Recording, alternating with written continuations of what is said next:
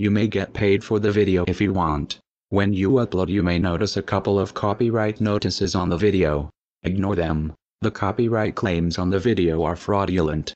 If they stop you from getting paid for the video, dispute them. If you do not host this video account, you are not doing your part to get the message out there, and you are part of the problem.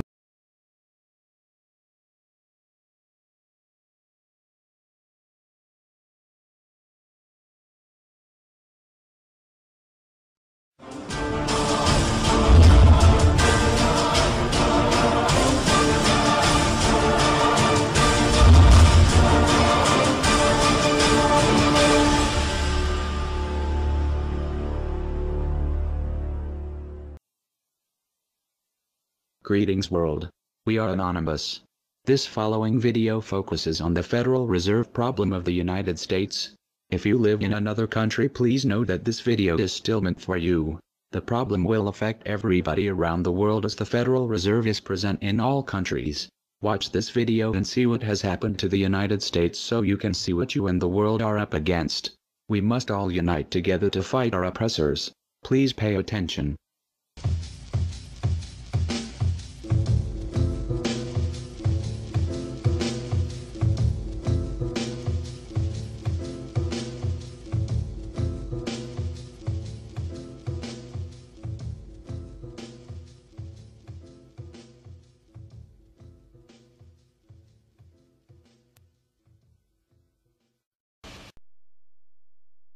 Every human on this planet is enslaved, whether they know it or not.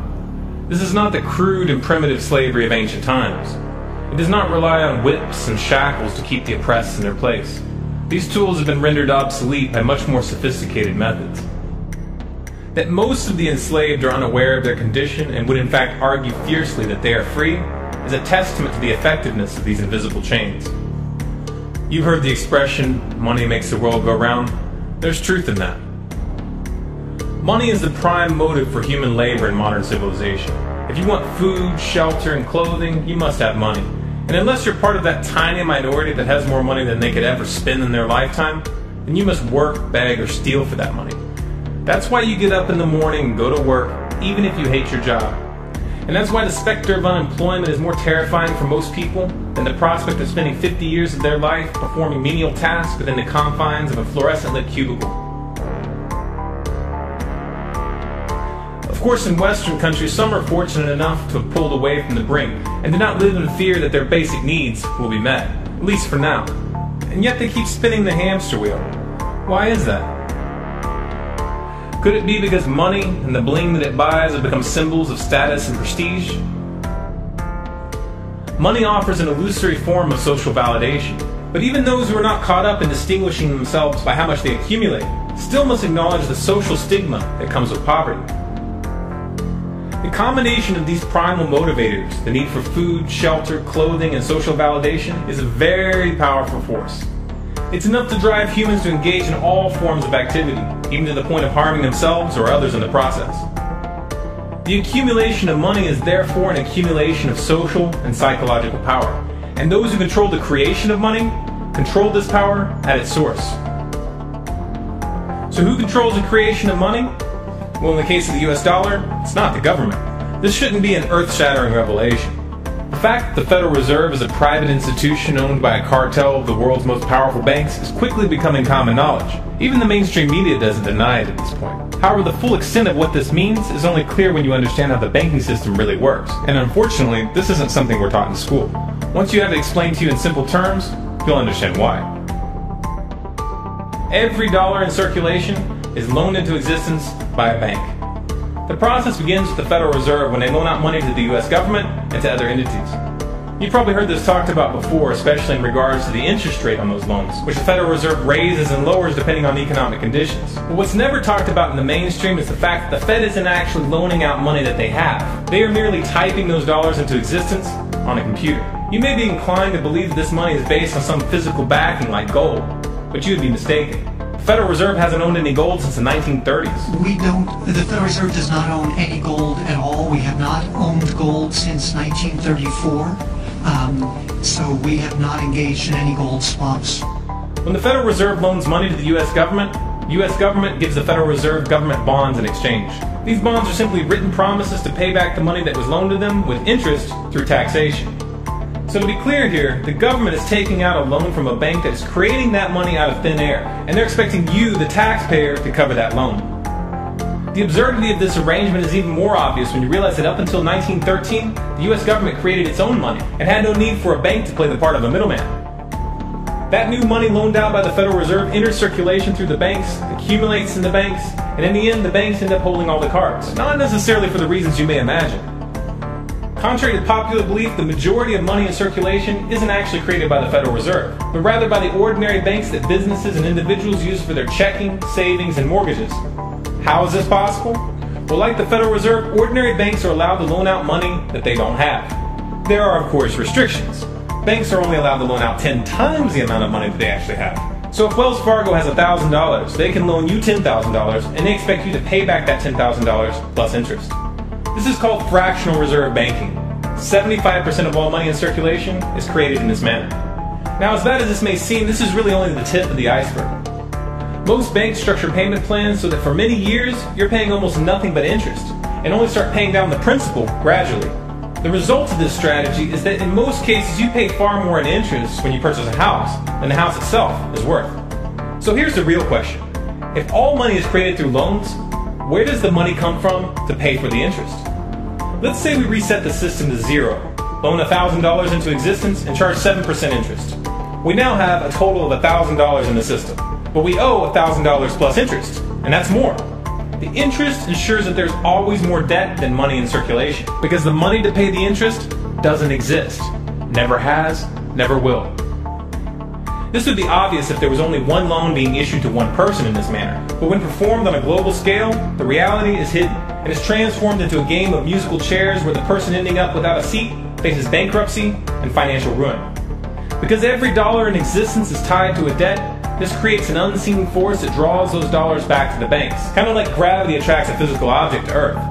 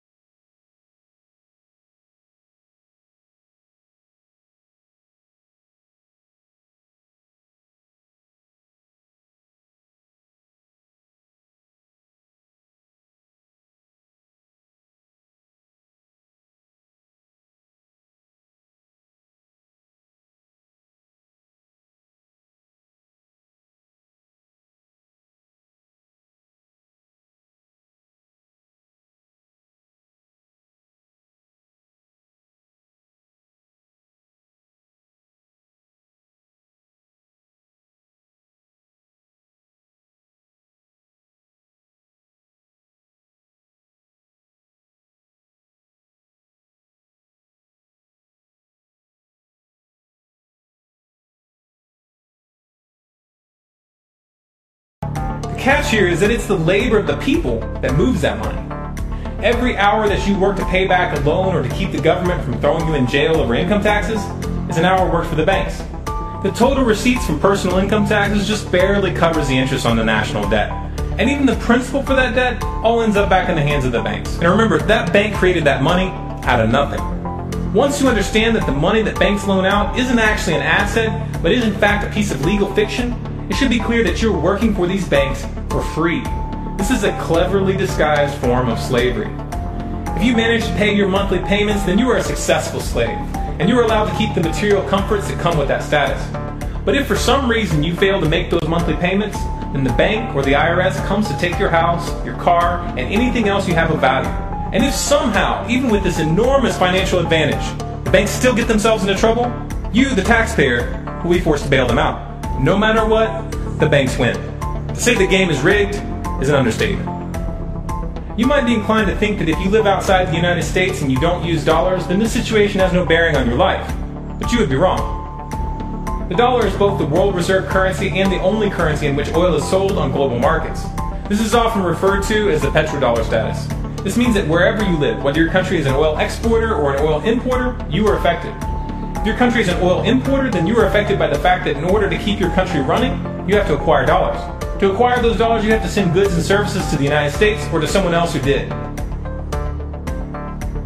Likewise, if your country is an oil exporter, you are affected by the fact that you send your oil to the U.S. in exchange for this debt-based money. You are exchanging something of real and tangible value for digits on a screen.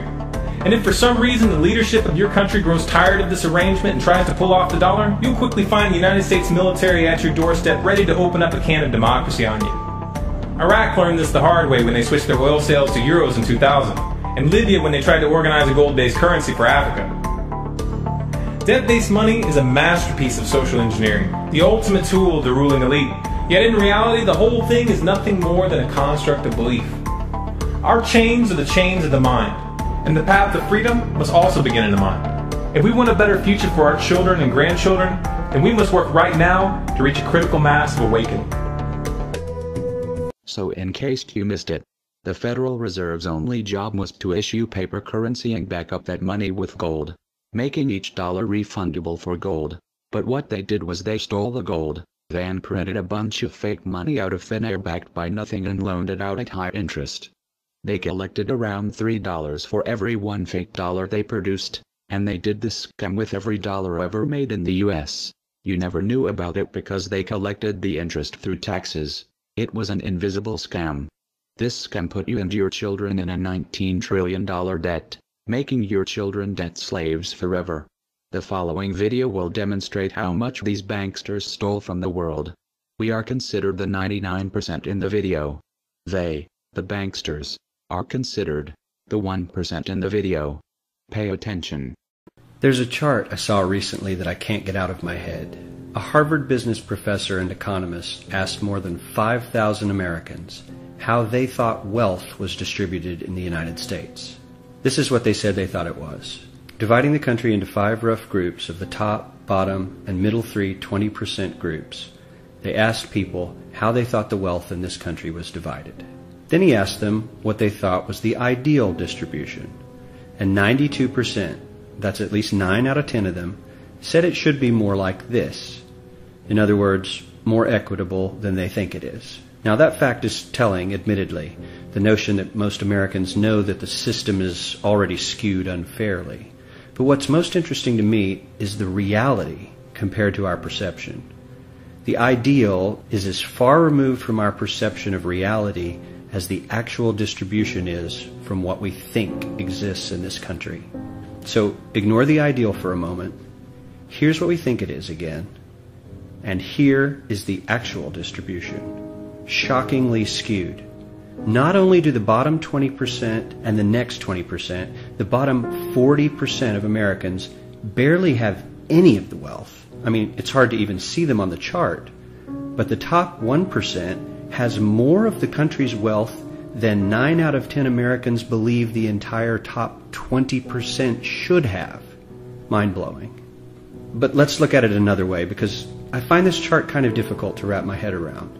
Instead, let's reduce the 311 million Americans to just a representative 100 people. Make it simple. Here they are. Teachers, coaches, firefighters, construction workers, engineers, doctors, lawyers, some investment bankers, a CEO, maybe a celebrity or two. Now let's line them up according to their wealth. Poorest people on the left, wealthiest on the right, just a steady row of folks based on their net worth. We'll color code them like we did before based on which 20% quintile they fall into.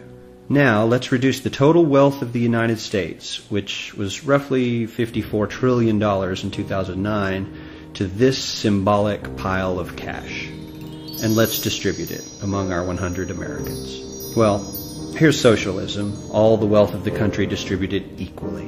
We all know that won't work. We need to encourage people to work and work hard to achieve that good old American dream and keep our country moving forward. So, here's that ideal we asked everyone about. Something like this curve. This isn't too bad. We've got some incentive, as the wealthiest folks are now about 10 to 20 times better off than the poorest Americans. But hey, even the poor folks aren't actually poor, since the poverty line has stayed almost entirely off the chart. We have a super healthy middle class with a smooth transition into wealth. And yes, Republicans and Democrats alike chose this curve. 9 out of 10 people, 92%, said this was a nice, ideal distribution of America's wealth. But let's move on.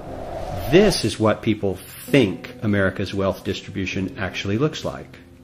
Not as equitable, clearly, but for me, even this still looks pretty great. Yes, the poorest 20 to 30% are starting to suffer quite a lot compared to the ideal, and the middle class is certainly struggling more than they were, while the rich and wealthy are making roughly 100 times that of the poorest Americans and about 10 times that of the still healthy middle class. Sadly, this isn't even close to the reality. Here is the actual distribution of wealth in America. The poorest Americans don't even register. They're down to pocket change, and the middle class is barely distinguishable from the poor. In fact, even the rich between the top 10 and 20 percentile are worse off. Only the top 10% are better off. And how much better off? So much better off that the top 2 to 5% are actually off the chart at this scale. And the top 1%, this guy, well, his stack of money stretches 10 times higher than we can show. Here's his stack of cash, restacked, all by itself. This is the top 1% we've been hearing so much about. So much green in his pockets that I have to give him a whole new column of his own, because he won't fit on my chart. 1% of America has 40% of all the nation's wealth. The bottom 80%, 8 out of every 10 people, or 80 out of these 100, only has 7% between them. And this has only gotten worse in the last 20 to 30 years. While the richest 1% take home almost a quarter of the national income today, in 1976 they took home only 9%, meaning their share of income has nearly tripled in the last 30 years. The top 1% own half the country's stocks, bonds, and mutual funds. The bottom 50% of Americans own only 0.5% of these investments, which means they aren't investing. They're just scraping by. I'm sure many of these wealthy people have worked very hard for their money, but do you really believe that the CEO is working 380 times harder than his average employee? Not his lowest paid employee, not the janitor, but the average earner in his company. The average worker needs to work more than a month to earn what the CEO makes in 1 hour. We certainly don't have to go all the way to socialism to find something that is fair for hardworking Americans. We don't even have to achieve what most of us consider might be ideal. All we need to do is wake up and realize that the reality in this country is not at all what we think it is.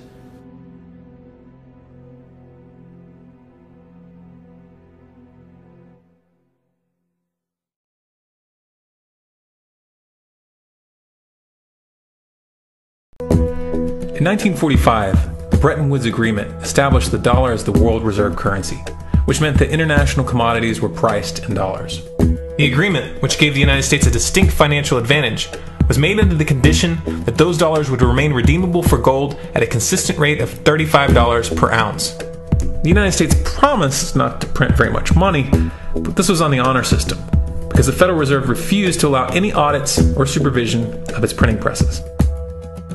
In the years leading up to 1970, expenditures in the Vietnam War made it clear to many countries that the U.S. was printing far more money than it had in gold. And in response, they began to ask for their gold back. This, of course, set off a rapid decline in the value of the dollar. The situation climaxed in 1971 when France attempted to withdraw its gold and Nixon refused. On August 15th, he made the following announcement. I have directed the Secretary of the Treasury to take the action necessary to defend the dollar against the speculators. I have directed Secretary Connally to suspend temporarily the convertibility of the dollar into gold or other reserve assets, except in amounts and conditions determined to be in the interest of monetary stability and in the best interest of the United States. This was obviously not a temporary suspension, as he claimed, but rather a permanent default. And for the rest of the world who had entrusted the United States with their gold, it was outright theft.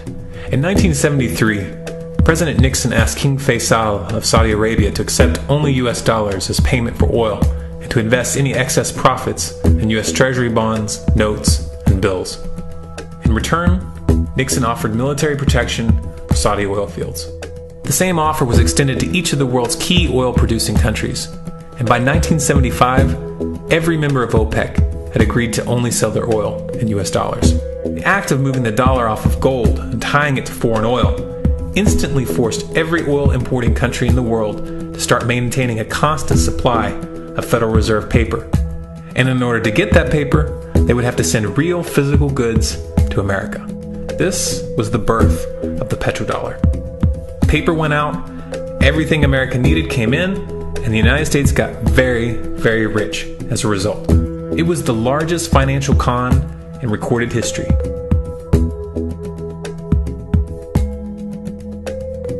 The arms race of the Cold War was a game of poker. Military expenditures were the chips, and the US had an endless supply of chips. With the petrodollar under its belt, it was able to raise the stakes higher and higher, outspending every other country on the planet, until eventually US military expenditures surpassed that of all other nations in the world combined. The Soviet Union never had a chance. The collapse of the communist bloc in 1991 removed the last counterbalance to American military might. The United States was now an undisputed superpower with no rival. Many hoped that this would mark the beginning of a new era of peace and stability. Unfortunately, there were those in high places who had other ideas. Within that same year, the US invaded Iraq in the first Gulf War. And after crushing the Iraqi military and destroying their infrastructure, including water purification plants and hospitals, crippling sanctions were imposed which prevented that infrastructure from being rebuilt. These sanctions, which were initiated by Bush Sr. and sustained throughout the entire Clinton administration, lasted for over a decade and were estimated to have killed over 500,000 children. The Clinton administration was fully aware of these figures. We have heard that 500,000 children have died. I mean, that's more children than died in Hiroshima. And you know, is the price worth it? I think this is a very hard choice, but we think the price is worth it. Miss Albright, what exactly was it that was worth killing 500,000 kids for? In November of 2000, Iraq began selling its oil exclusively in euros. This was a direct attack on the dollar and on US financial dominance, and it wasn't going to be tolerated.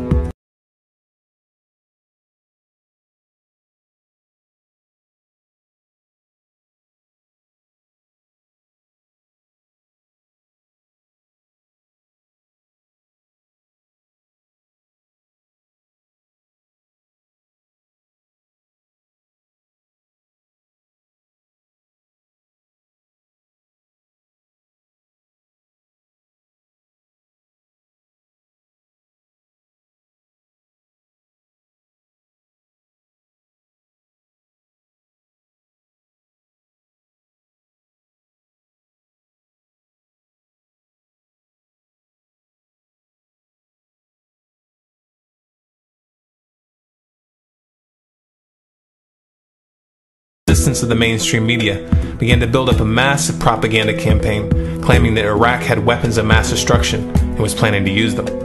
In 2003, the US invaded, and once they had control of the country, oil sales were immediately switched back to dollars. This is particularly notable due to the fact that switching back to the dollar meant a 15 to 20% loss in revenue due to the euro's higher value. It doesn't make any sense at all unless you take the petrodollar into account.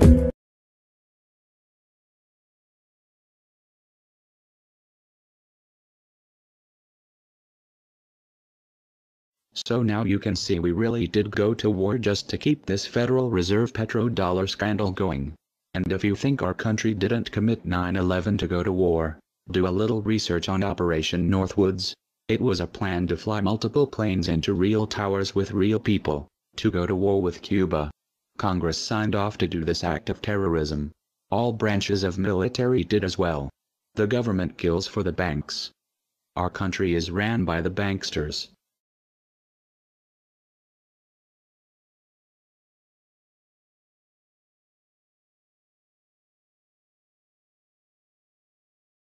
To preserve our independence, we must not let our rulers load us with perpetual debt. We must make our choice between economy and liberty or profusion and servitude. I place economy among the first and most important of republican virtues, and public debt is the greatest of the dangers to be feared.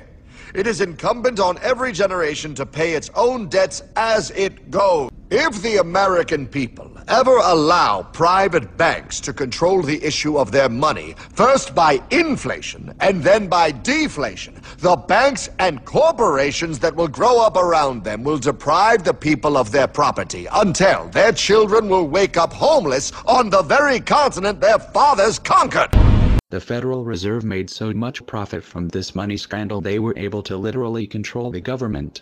They meet every year with politicians, presidents and many corporate giants where they control everything behind closed doors.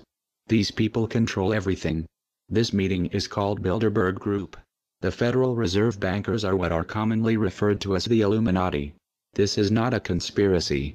Past presidents have warned you many times this is not a conspiracy. We are opposed around the world by a monolithic and ruthless conspiracy that relies primarily on covert means for expanding its sphere of influence, on infiltration instead of invasion, on subversion instead of elections, on intimidation instead of free choice, on guerrillas by night instead of armies by day. It is a system which has conscripted vast human and material resources into the building of a tightly knit, highly efficient machine that combines military, diplomatic, intelligence, economic, scientific, and political operations. Its preparations are concealed, not published. Its mistakes are buried, not headlined. Its dissenters are silenced, not praised. No expenditure is questioned, no rumor is printed, no secret is revealed.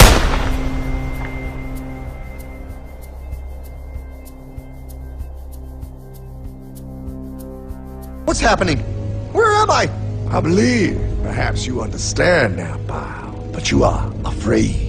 JFK, Hartman, what does this have to do with my house and my dog? Oh, okay, that's enough. I want to go home now. This is the last president to stand up to the Fed. You must see.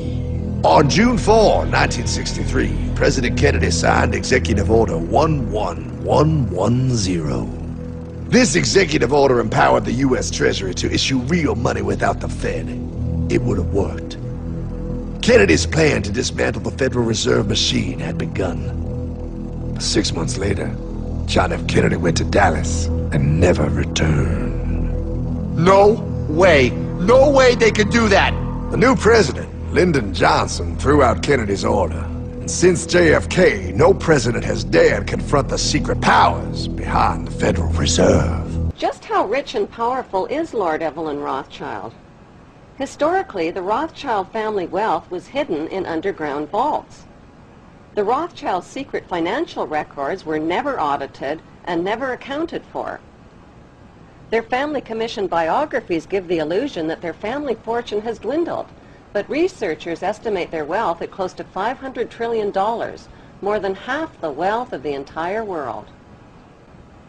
Besides their many castles, palace mansions, wineries, racehorses, and exotic resorts, the Rothschilds bought Reuters in the 1800s. Reuters then bought the Associated Press, which selects and delivers the same news stories to the entire world, day after day.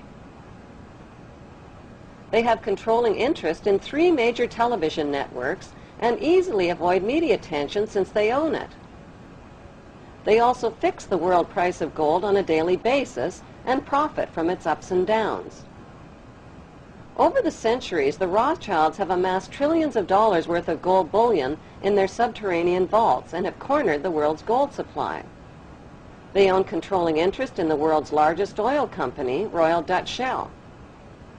They operate phony charities and offshore banking services where the wealth of the black nobility and the Vatican is hidden in secret accounts at Rothschild Swiss banks, trusts, and holding companies. Although Evelyn Rothschild looks like a harmless gray-haired old man, make no mistake about it, Rothschild and his ancestors have handpicked presidents, crashed stock markets, bankrupted nations, orchestrated wars, and sponsored the mass murder and impoverishment of millions.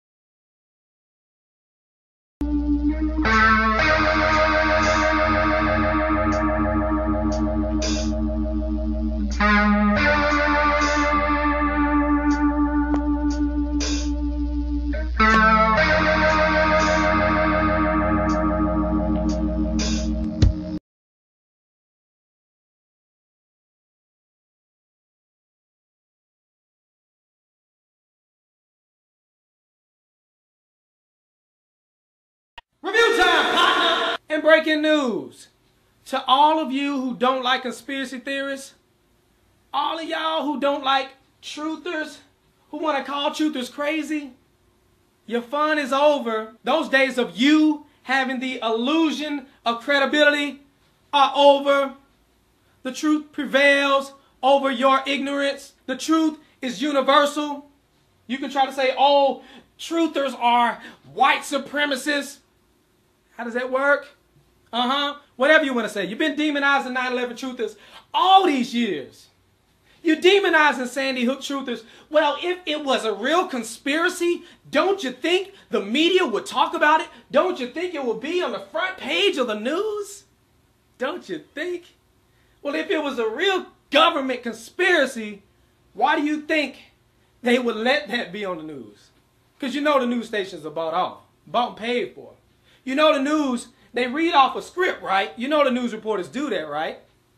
No, you don't know that? No, I trust my news. They are more credible than you. You are just some truther. I watch the news and I get informed. You get informed, don't you? Those reporters, they give you exclusive information. Now, you don't need us to tell you that gas prices are back on the rise.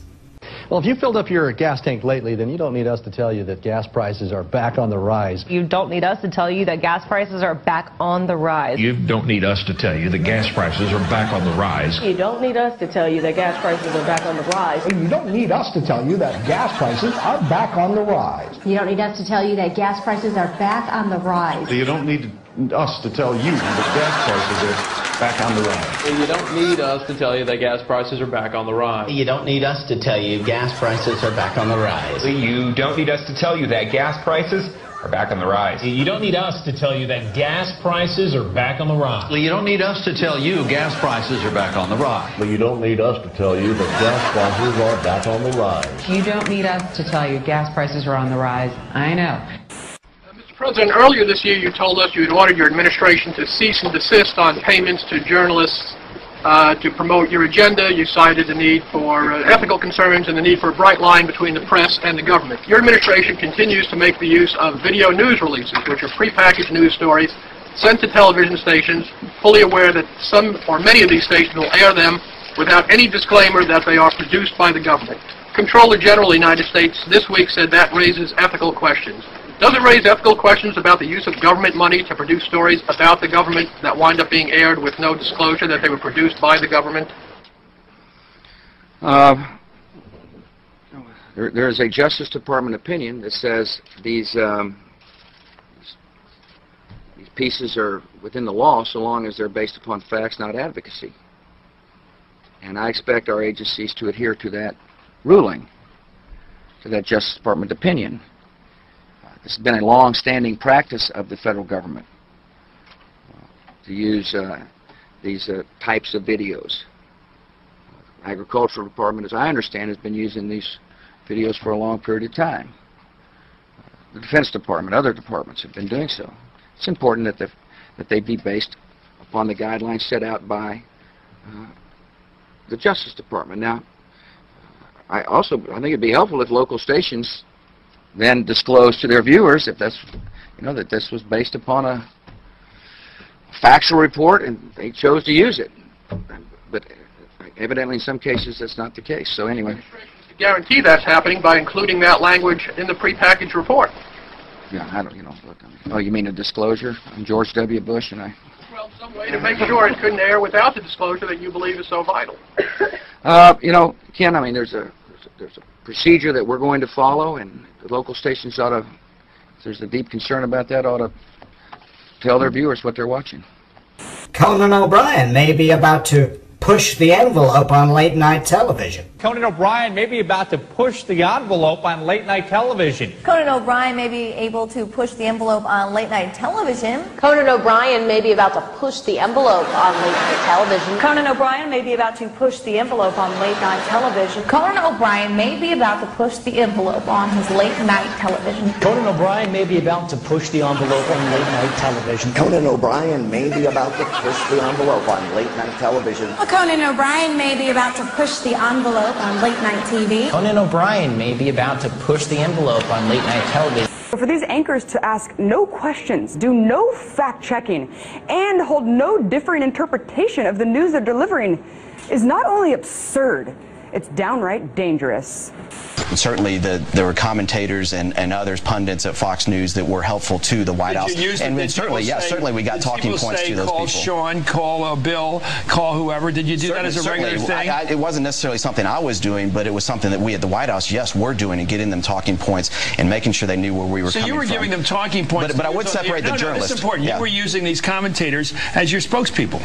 Well, certainly. I mean, certainly. I think that happens to both ways when people go on other networks as well that are favorable towards the Democrats and so forth. Nobody's ever fed me any crap like that, so I don't know what you're talking about. Well, you're an independent-minded guy. Thank you. Yeah. But aren't you a little embarrassed by the fact that your White House used a television network which is purportedly fair and balanced as your mouthpiece? I think everybody in this town uses people that are going to be helpful to their cause to try to shape the narrative to their advantage. Again, I would separate the journalists, because the journalists that I worked with were people just like the rest of the White House press corps who were trying to report the news. You wouldn't use Brit Hume as somebody to sell stuff for, but you'd use the nighttime guys. Yeah, I would separate that out, and certainly, you know, and then they'll say that that's because they agree with those views in the White House. Well, they didn't need a script, though, did they? Well, probably not. Economic factors may take some spring out of the Easter Bunny's step this year. In consumer news, economic factors may take some spring out of the Easter Bunny's step this year. Economic factors may take some spring out of the Easter Bunny's step this year. Economic factors may take some spring out of the Easter Bunny's step this year. Economic factors may take some spring out of the Easter Bunny's step this year. Economic factors may take some spring out of the Easter Bunny's step this year. Economic factors may take some spring out of the Easter Bunny step this year. Economic factors may take some spring out of the Easter Bunny step this year. Economic factors may take some spring out of the Easter Bunny step this year. Economic factors may take some spring out of the Easter Bunny step this year. Economic factors may take some spring out of the Easter Bunny step this year. Economic factors may take some spring out of the Easter Bunny step this year. Economic factors may take some spring out of the Easter Bunny step this year. Economic factors may take some spring out of the Easter Bunny step this year. Economic factors may take some spring out of the Easter Bunny step this year. It's the third time I've said that. I'll probably say it 3 more times. See, in my line of work, you got to keep repeating things over and over and over again for the truth to sink in, to kind of catapult the propaganda.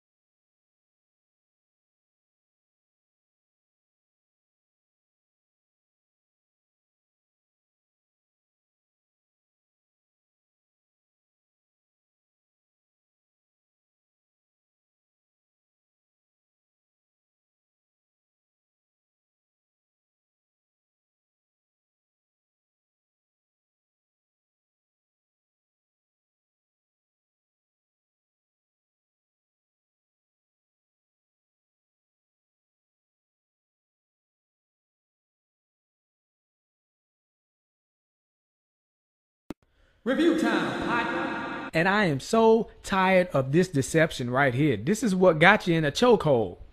The left versus the right. Left wing versus right wing. Don't you know the wings are of the same bird? A little corrupt bird. Republican versus Democrat. They got you cheering for teams. They got you in this tribalism mentality. You don't even understand it. They screwing you over. I'm going to show you how it works in this video. Now, you get here John McCain over here talking about, oh, how the government shutdown was bad. Then you get people to agree with him and say, oh, John McCain is actually speaking some sense. He's right. It's the Republicans' fault. The Democrats love this little interview because, you know, it makes the Republicans look bad and gives them a reason to cheer for the blue team. Yeah, you're cheering for the blue team, but you're getting screwed over with this Obamacare. You're going to get McCain saying it was a bad idea to shut down the government because they wanted to repeal Obamacare. And what you going to do? Replace it with Romneycare, the same thing? That's where Obamacare came from, Romneycare. You see what I'm saying? Either way it go, we would have had this same type of health plan. Guess who else had the health plan? Hillary Clinton. You see, these New World Order compliant candidates, They are backed by Wall Street. You don't have a real choice unless you go outside the Republicans and Democrats. This is how they keep screwing you over. Let's get into the video. Thank you, Martha. You know, I've heard a lot of veterans so emotional to the point of tears over this issue. Talk to me about how you think this has been handled by the White House. Well, I think it's been terribly handled by the White House, but let's have a little straight talk, Martha. Straight talk. They wouldn't have had the opportunity to handle it that way if we had not shut down the government on a fool's errand. That's when the Democrats start cheering. Go ahead, get your cheer on. That we were not going to accomplish. The whole premise of shutting down the government was the repeal of Obamacare.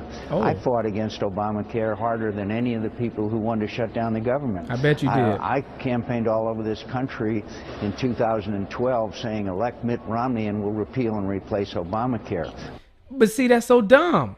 Obamacare is the same thing as Romneycare. See, it's all about getting you to cheer for the team. Check this out right here. Convinced that Republicans will win in November and we will regain our majorities in both the Senate and the House. Go ahead, Republicans, start cheering.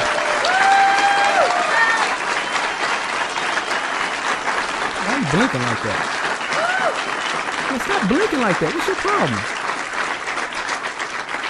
And we will win House seats right here in Arizona. We will lead in Arizona. Can you get to the point? Jeez, this uneventful speech. And when we do, we will stop the out-of-control spending and tax increases and repeal and replace Obamacare. And they cheering. But repeal and replace Obamacare means they're going to put in Romneycare, which is the same doggone thing. Think I'm lying. Think I'm lying. We're going to look at this later. But let me see. Here we go. Governor Romney said this has to be done on a bipartisan basis. This was a bipartisan idea. In fact, it was a Republican idea. And Governor Romney, at the beginning of this debate, wrote and said, what we did in Massachusetts could be a model for the nation. And I agree that the Democratic legislators in Massachusetts might have given some advice to Republicans in Congress about how to cooperate. Listen to them now. But the fact of the matter is, we use the same advisors, and they say it's the same plan. Wow. The same doggone plan. Let's look at this. There are some terrific Republican ideas. Mitt Romney in Massachusetts has initiated mandatory insurance so that everybody has to buy in, but then the government helps out those who can't afford it. Those kinds of bold initiatives, I think the Democrats have to put forward bold as heck. If, in fact, we can credibly claim that we can run the country and not simply criticize on the sidelines. Now, this is key. This is in 2006. You see, he's praising this individual mandate, too. It's funny he's doing that. So either way it go, we would have had this Obamacare, Romneycare plan. But remember, I said Hillary ran on that plan as well. Obama didn't seem to like the individual mandate. That's how he got elected. Well, one of the reasons that made him look good, because he said he wasn't for individual mandate. Let's check it out right here. Didn't represent her properly. They misrepresent her. Did they? And what do you say about that? Well, obviously, I think that they represented her position properly, which is that she supported in the past NAFTA, which has been pretty hard on Ohio. And we've had an ongoing discussion about health care. Both of us want to provide health care to all Americans. There's a slight difference, and her plan is a good one, but... Slight difference. This is the slight difference he's talking about. Check this out. She mandates that everybody buy health care. She'd have the government force every individual to buy insurance. Which is what Obamacare is.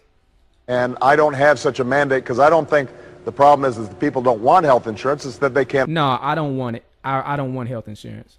Afford it. So I focus more on lowering costs. And this is a modest difference, but it's one that she's tried to elevate, arguing that because I don't force people to buy health care that I'm not insuring everybody. Well, if things were that easy, I could mandate everybody buy a house, and that would solve the problem of homelessness. It doesn't. Uh-oh, watch out, y'all. He might do that next. So there you go. Obama with his lying self, y'all need to stop with this. You're over here arguing, acting like you're against Obamacare, you Republicans. And they're talking about repeal and replace Obamacare with the same thing. What the heck is your problem? Get out of this tribalism mentality. And people who would say, oh, we need Hillary Clinton. Well, she down for the same plan. It's the same thing. It's the same scheme. And why in the heck do we have a president who not only tries to sell us on a product, but forces us to buy it and penalizes us if we don't? Precisely because the product is good. I want the cash registers to work. I want the checkout lines to be smooth. So I want people to be able to get this great product.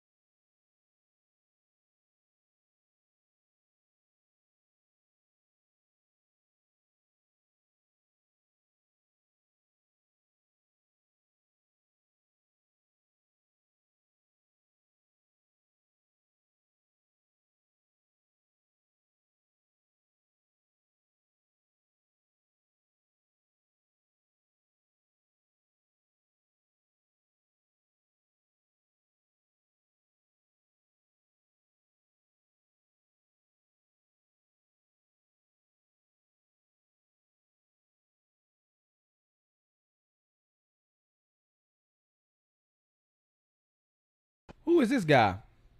I don't know, but he seemed like a nice old man. Nice old man. No, this right here is David Rockefeller.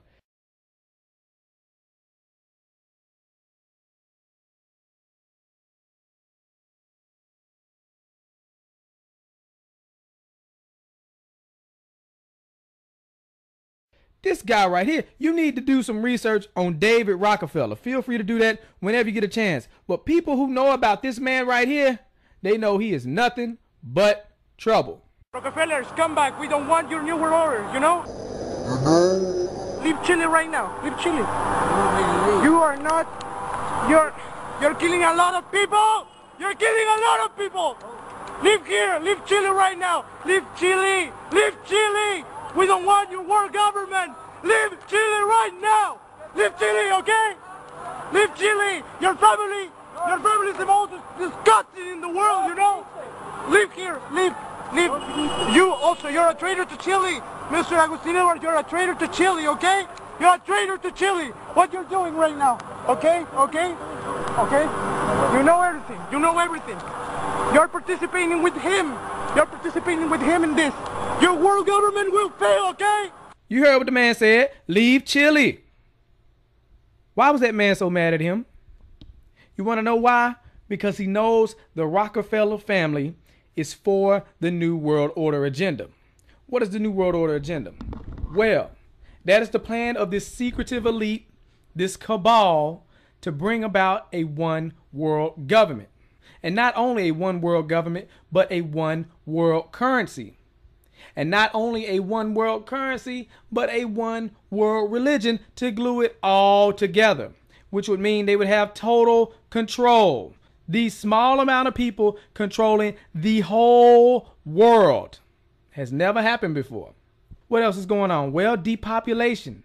These guys push for depopulation in third world countries. You can see here Henry Kissinger.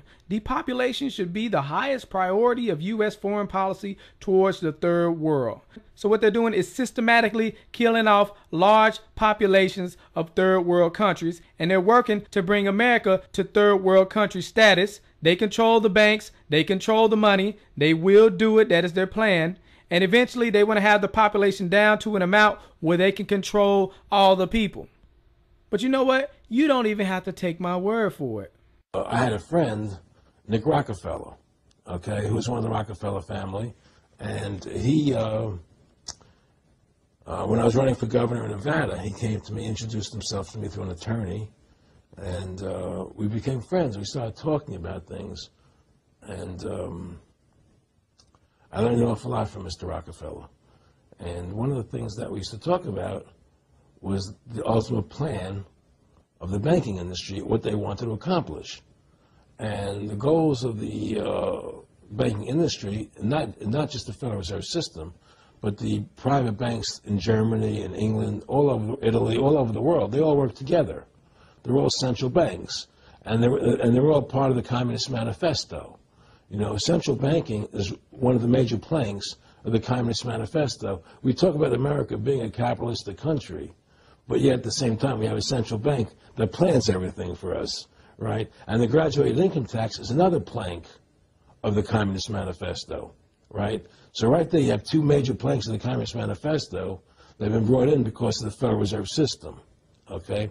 So the ultimate goal that these people have in mind is the goal to create a one-world government where everybody has an RFID chip implanted in them. All money is to be in those chips, right? There'll be no more cash. And this is given me straight from Rockefeller himself. This is what they want to accomplish. And all money will be in your chips. And so instead of having cash, anytime you have money in your chip, they can take out whatever they want to take out whenever they want to. If they say you owe us this much money in taxes, they just deduct it out of your chip digitally. Total control. Total control. And if you're like me or you, and you're protesting what they're doing, they can just turn off your chip. And you have nothing. You can't buy food. You can't do anything. It's total control of the people. And that chip's connected to a database that has your purchasing records, what you do. Everything. Everything is in there, you know? And so they want a one-world government controlled by them, everybody being chipped, all your money in those chips, and they control the chips, and they control people. And you become a slave. You become a serf to these people. That's their goal. That's their intentions. And if you look here, he even tells you this is what he is about. Some people believe we are part of a secret cabal working against the best interests of the United States, characterizing my family and me as internationalists, and of conspiring with others around the world to build a more integrated global political and economic structure. One world, if you will. If that's the charge, I stand guilty and I am proud of it. That's David Rockefeller telling you he wants this new world order. Well, he didn't say new world order. Oh, so you need him to say new world order. Okay. All we need is the right major crisis, and the nations will accept the new world order. See that? That's why you got to pay attention. But before we break it down, I want you to see this.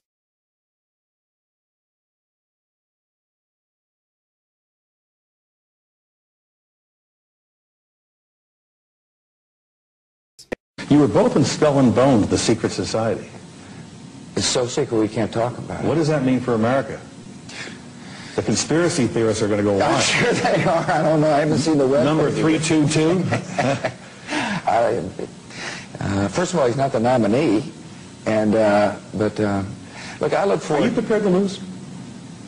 No, I'm not going to lose. You both were members of Skull and Bones, a secret society at Yale. What does that tell us? Not much, because it's a secret. Is there a secret handshake? Is there a secret code? I wish there were something secret I could manifest. 322, a secret number? There are all kinds of secrets. We had a worldview. Republican and Democratic presidents alike, from Harry Truman to George Bush, stood for freedom and stood for certain propositions that would make America strong and healthy and grow the middle class and shrink poverty and stand against communism. And after 1989, President Bush said, and it's a phrase that I often use myself, that we needed a new world order. We have before us the opportunity to forge for ourselves and for future generations a new world order, a world where the rule of law, not the law of the jungle, governs the conduct of nations. When we are successful, and we will be, we have a real chance at this new world order, an order in which a credible United Nations can use its peacekeeping role to fulfill the promise and vision of the UN's founders.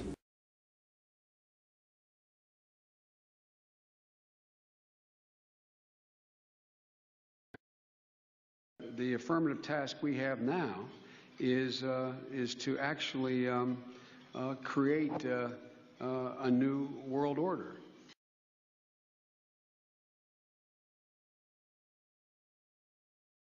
If you go outside the city of Atlanta, go east about 60 or 70 miles to the town of Elberton, and then go north on Highway 77 about 10 miles, you'll find off to the right what's called the Georgia Guidestones.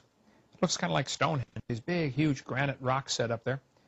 This was done by a guy who gave a pseudonym, came in, paid cash, had this company set these things up in 1980. He called himself R.C. Christian, but that's not his real name. It says right on the stones, a pseudonym, false name. On these Georgia Guidestones, it gives the 10 Commandments for the New World Order. 10 Commandments for the New World Order. The first commandment was to maintain humanity under 500 million. I went there and looked at those things and said, now, hold on a minute. Today's population is 6 billion. They want to maintain humanity under 500 million. Looks like a lot of people got to die for their plan to work, which is, by the way, the plan.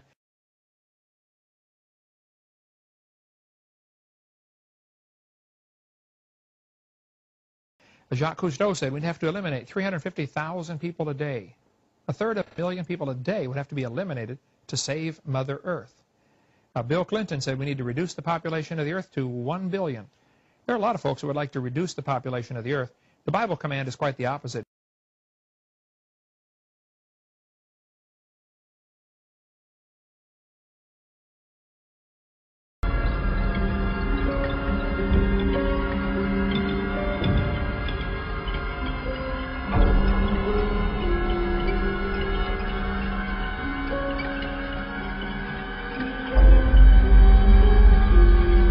America's place in the new world order should be? It's always been seen as the global policeman.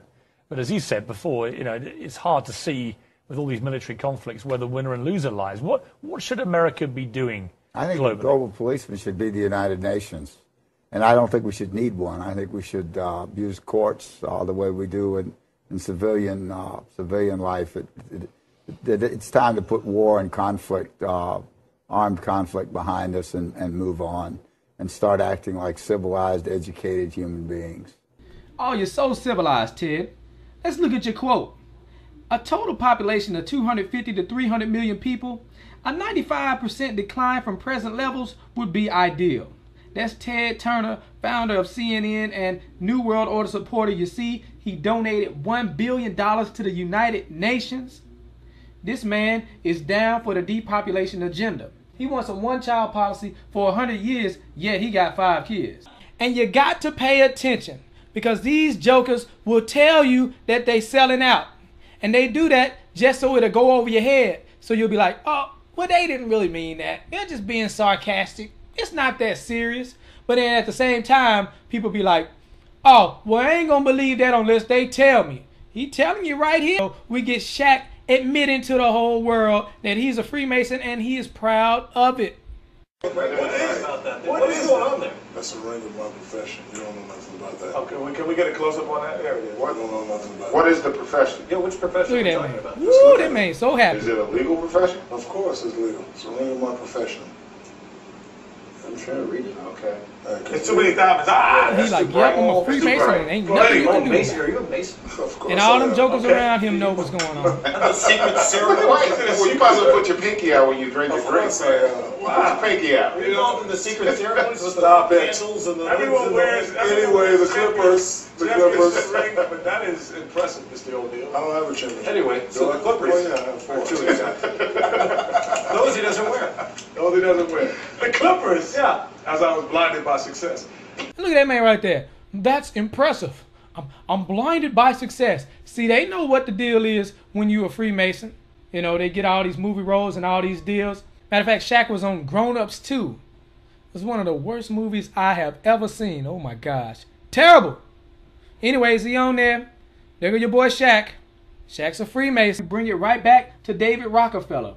All we need is the right major crisis and the nations will accept the new world order. So they're going to bring out a problem and then they're going to offer a solution. One of their plans is to devalue the dollar so that it barely has any buying power. So then you go to the store, you can barely buy anything. You see the food on the shelf, but you can't afford it. What happens then? People start going crazy. People start to panic. Then people start robbing each other. People start killing each other. So then we need to bring in the police state. Oh, we're asking the government for help. And surely they are here to bring the order out of chaos, but it's not just any order, it is the new world order. And not only that, but they're going to bring about a one world currency to replace the old currency, and then they're going to bring it into a cashless society where you got to get the chip. All your money being on the chip. And also to glue it all together, the one world religion. Where these sellouts come to play, they are new world order compliant. They are here to sell you the agenda. They're going to let you know how cool it is to get a microchip in your arm. Some of y'all might think it's cool, but I know a lot of y'all don't like this type of stuff. So I'm just making sure you are aware of their agenda.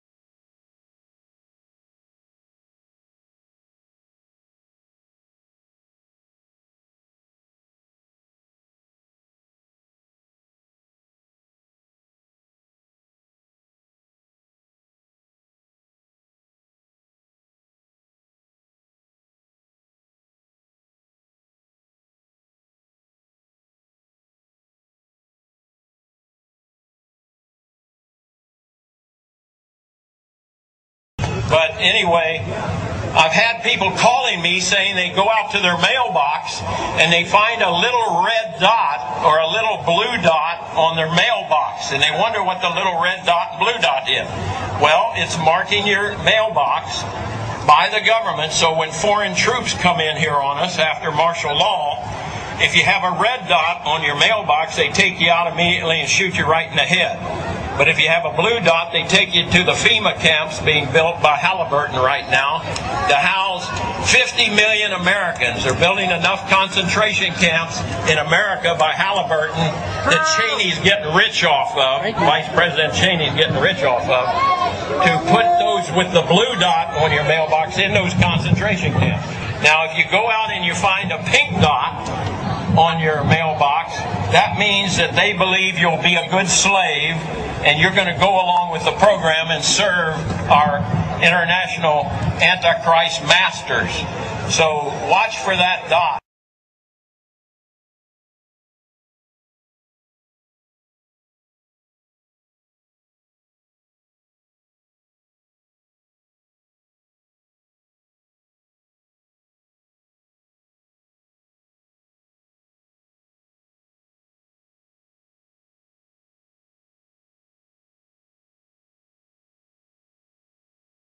Listen to this, folks.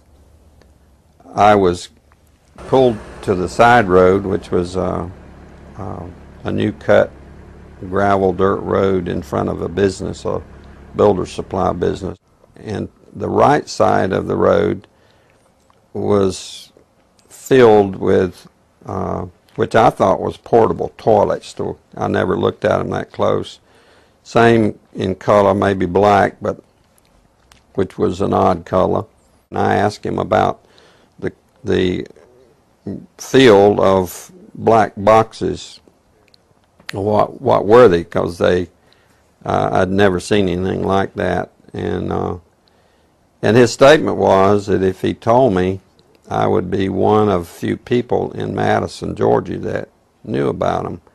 And he says they're disposable coffins, I believe he told me. And he says there's 100, at that time he said there was 125,000 there.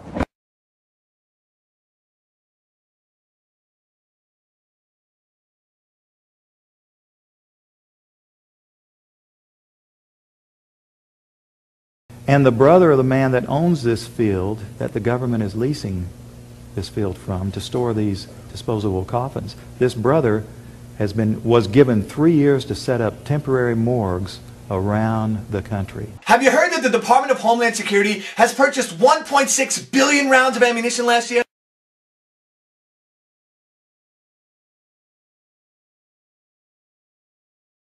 I mean, that's going to cost millions and millions of dollars. Correct me if I'm wrong, but isn't this country broke? I mean, you turn on the TV, you hear how we're laying off air traffic controllers, how people are going to die because of it. I mean, Harrison Ford is in a tizzy, and we're spending this much money on bullets? Do you know that 1.6 billion rounds of ammunition is enough to fight a 20-year war and still have bullets left over? My question is, who is the Department of Homeland Security planning to shoot? Do you realize that over the past couple of months, our government has tried to pass bills through Congress allowing them to arrest American citizens without due process, allowing them to kill American citizens without due process? And it's got the 5 regions for the FEMA camps, and it talks about barricades and barbed wire and armed guards, and it says that they've built the camps and that now they need to get ready to staff them, and that they need to be ready within a 72-hour period. And so I want to challenge everybody to call their friends and their families now, and realize that the new economy is to put tens of millions of people, we already have the biggest prison population in the world, in this archipelago, this giant chain of facilities all over the country. The following video details the contents of a Department of Defense document entitled Internment and Resettlement Operations, also known as FM 3-39.40.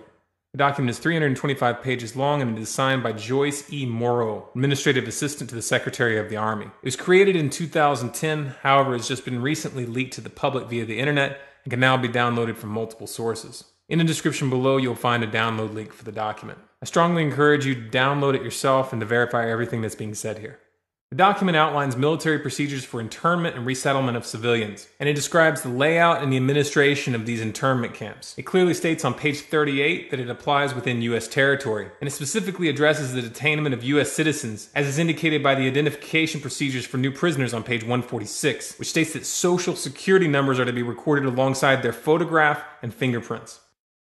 Included in the list of organizations which may be involved in these internment operations are the Department of Homeland Security, FEMA, the Department of Defense, and the United Nations. On page 56, the document outlines the responsibilities of psychological operations officers within the camps, among which it states that a PSYOP officer develops and executes indoctrination programs to reduce or remove antagonistic attitudes, and identifies political activists. On page 281, the document goes into more detail regarding the role of psychological operations within the camps, specifically in regards to pacifying the population and ensuring cooperation.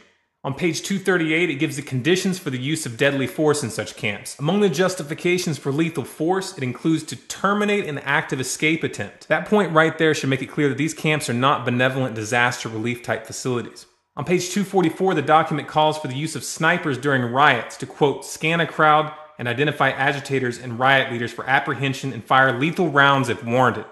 On page 260, it shows the basic layout for a facility focusing on detainment. It is depicted with interrogation areas, tribunal areas, and mortuaries. Each detainment facility is designed to hold 4,000 prisoners, and they are depicted with multiple levels of barbed wire separating compartments within the facilities, with a double barbed wire fence enclosing them, and watched over by 24 guard towers. On page 261, the document depicts the layout for what they call civilian resettlement facilities, which are designed to house 8,000 people. Though it uses the word resettlement, the plans show multiple levels of barbed wire dividing the sections of the facility, with double barbed wire fencing on the outside, as well as 16 guard towers.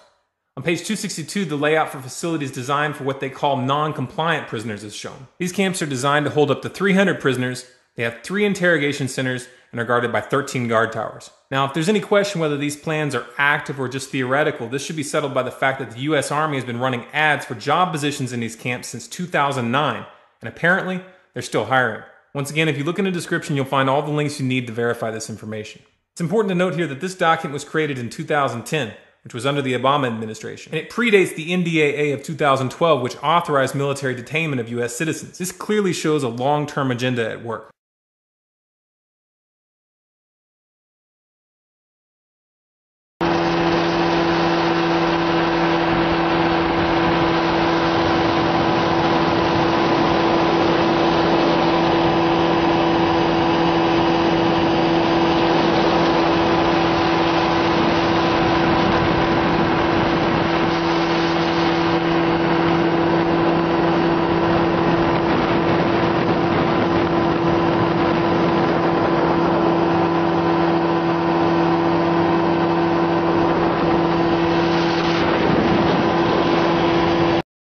He's saying he's a military police, and he says, and we've been sent footage before by military police and others, so I want this footage of them in briefings openly talking about gun confiscations. Now, that's now in the manuals that they're training to quarantine cities and towns and confiscate guns. We've had Navy SEALs on confirming it. We have the documents. We know that. But footage, not just in some Army manual, but footage could really, really hurt the folks that are trying to covertly prepare the military for basically civil war. Brian, obviously, you've got to go back in right now. Tell us as much as you can and how we get this footage, but describe it for us. Okay, so I was in a briefing with FEMA. FEMA runs my old unit. I'm actually out now. I got out in September of this year. They were talking about suspension of the Constitution, Second and Fourth Amendment rights being taken away, and I openly asked him, are we going to take guns? He says no, but he says they will. It's clearly on the video. They will, talking about the FEMA guys with us. So that's the gist of the video. You could, I'm filming the floor because it kind of startled me when they said that they're going to suspend the Constitution under martial law, which is pretty scary to me. Essentially, yeah, we pretty much at that time, your Second Amendment, all your rights, First Amendment rights, pretty much everything is not at that moment just interrupted. Yeah. So you said that martial law suspends their Second Amendment, so I'm not going to, but would you say we would take weapons from people? Yeah, that's what they do. Yeah.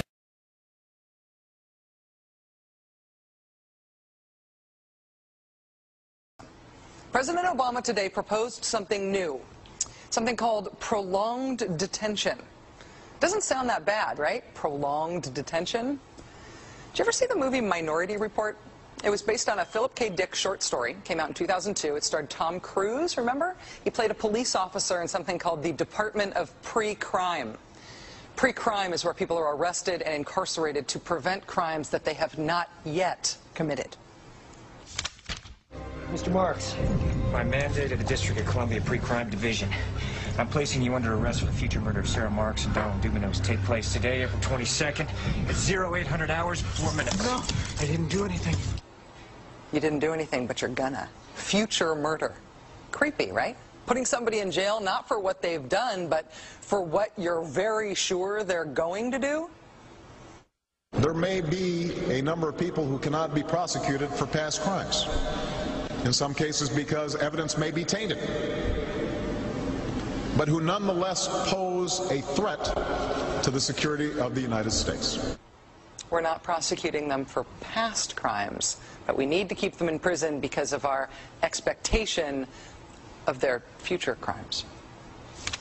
Al-Qaeda terrorists and their affiliates are at war with the United States, and those that we capture, like other prisoners of war, must be prevented from attacking us again.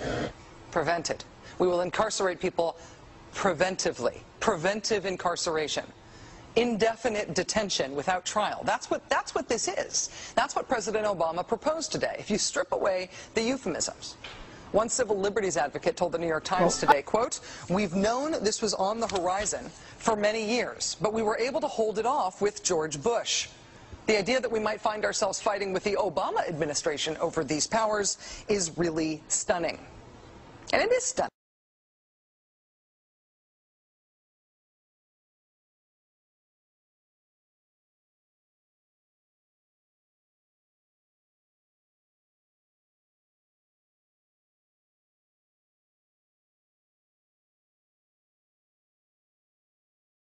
As a psychiatrist, I remember very well the condemnation by the American Psychiatric Association of Soviet psychiatrists and the Soviet Union for their use of psychiatric techniques and psychiatric medications to control political dissidents. Sadly, shockingly, we in the United States have become those same oppressors.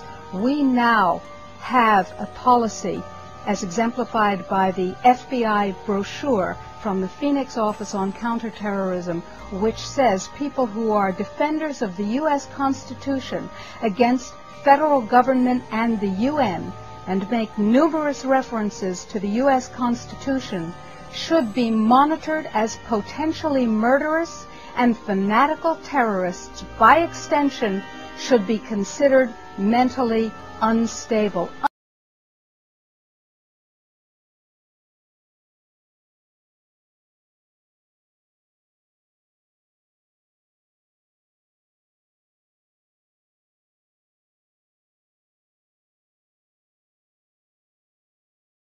Department of Justice memo, which tells local police what should you be looking out for in kind of everyday terrorism prevention and terrorism watch activities.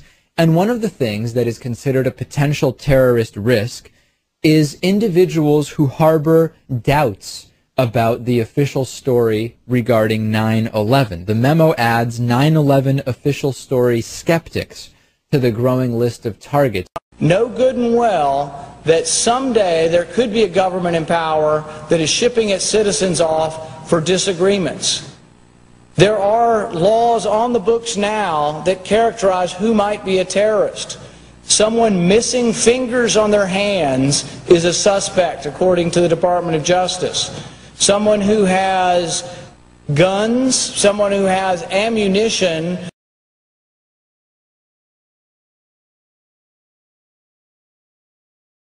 Someone who has more than 7 days of food in their house.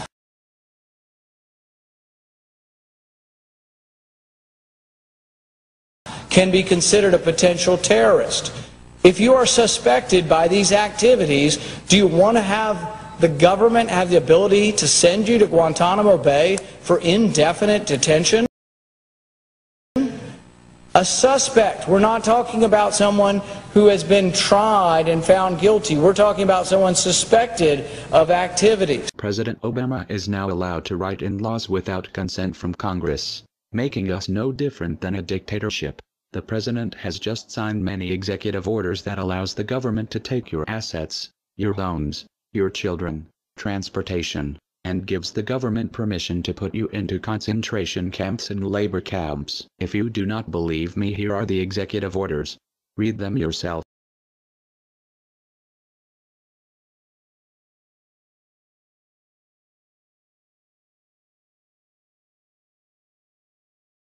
Here we go.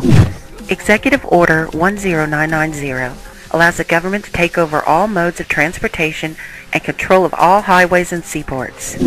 Executive Order 10995 allows the government to seize and control the communication media. Executive Order 10997 allows the government to take over all electrical power, gas, petroleum, fuels, and minerals. Executive Order 10998 allows the government to seize all means of transportation, including personal cars, trucks, or vehicles of any kind, and total control over highways, seaports, and waterways. Executive Order 10999 allows the government to take over all food resources and farms. Executive Order 11000 allows the government to mobilize civilians into work brigades under government supervision. Executive Order 11001 allows the government to take over all health, education, and welfare functions. Executive Order 11002 designates the Postmaster General to operate a national registration of all persons. Executive Order 11003 allows the government to take over all airports and aircraft, including commercial aircraft. Executive Order 11004 allows a Housing and Finance Authority to relocate communities, build new housing with public funds, designate areas to be abandoned, and establish new locations for populations. Executive Order 11005 allows the government to take over railroads, inland waterways, and public storage facilities. Executive Order 11051 specifies the responsibility of the Office of Emergency Planning and gives authorization to put all executive orders into effect in times of increased international tensions and economic or financial crisis.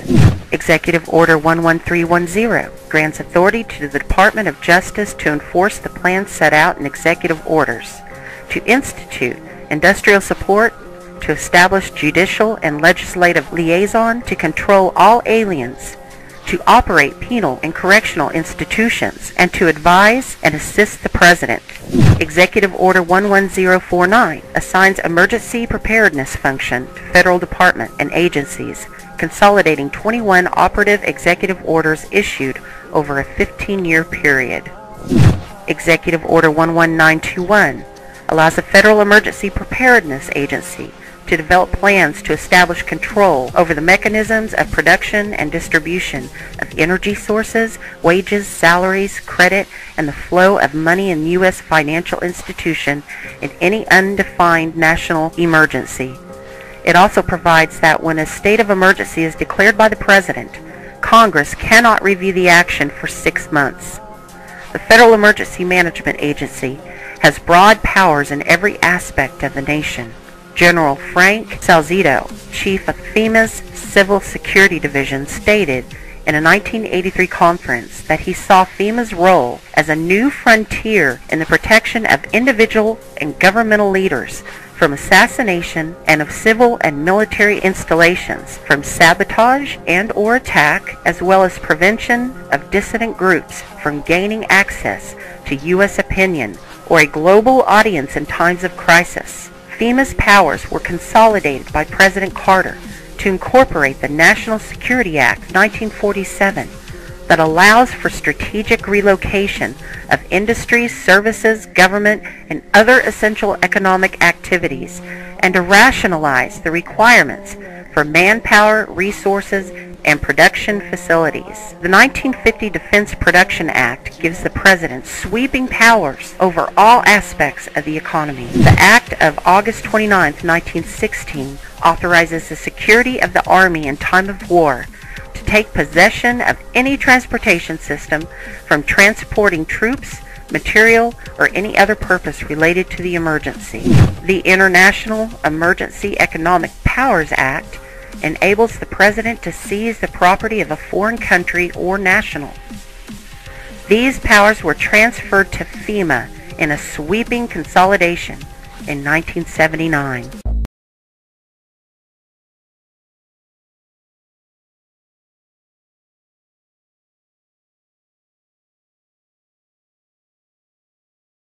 Did Hitler get elected on Monday and start throwing people into ovens on Friday? No. It was a gradual process. The first thing that Hitler did was start to write newspaper articles. Everything that was going wrong was the Jews' fault. They're the ones that caused all these problems. Did the Jews write their own newspaper articles and go, I disagree? So then the Jews had to wear the Star of David so that we can tell who you are. Did they say, no, that's a violation of my privacy. I don't have to tell you. No, the Jews decided, well, it's a religious symbol. We love God. We should be proud to wear the Star of David. Eventually, the Germans came in and they broke all of the windows in all of the Jewish businesses in one weekend. The Saturday night was known as Kristallnacht, which is German for Night of Glass. Did the Jews rise up and say, now, damn it, you're violating my property, you shouldn't do that? No. Gosh, we don't want to make the Germans any madder than they already are. Don't piss them off. They've got guns. Eventually, the Germans are loading them up into cattle trailers on the train. Where do you think you're going, on vacation? Where do you think they're going to take you?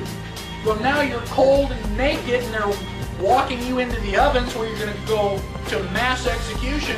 Is it time now to raise your hand and say, you know, I tend to disagree with all of this? Bang! You're dead. It's too late to complain.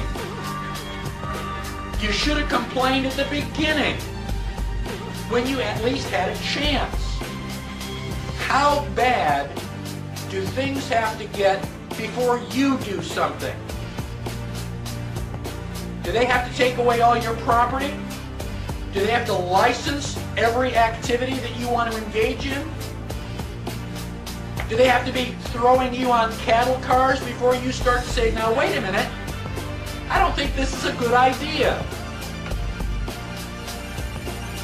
How long is it going to be before you finally resist?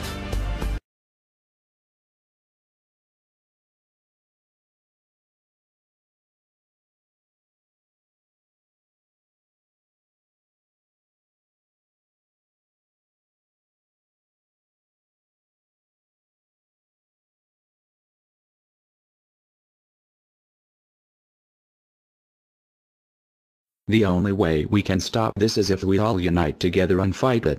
People of the US are waking up to the Federal Reserve scandal, and the powers that be are currently afraid of retaliation.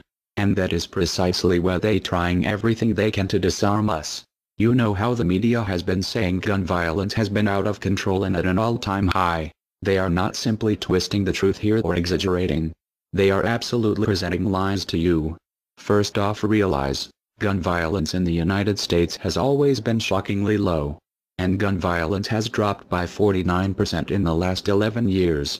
The already absurdly low gun violence in America has literally dropped in half. In half. The fact they are saying that it is at an all-time high demonstrates how biased the government and the media is. If this doesn't prove to you that they have an agenda, then nothing will. Do you remember how the media keeps repeating that there has been 74 school shootings since Sandy Hook? Those 74 shootings were not even mass shootings like they claim. Most were suicides and none of them even took place at a school. Not a single one. They are presenting lies to you, America. When will you wake up?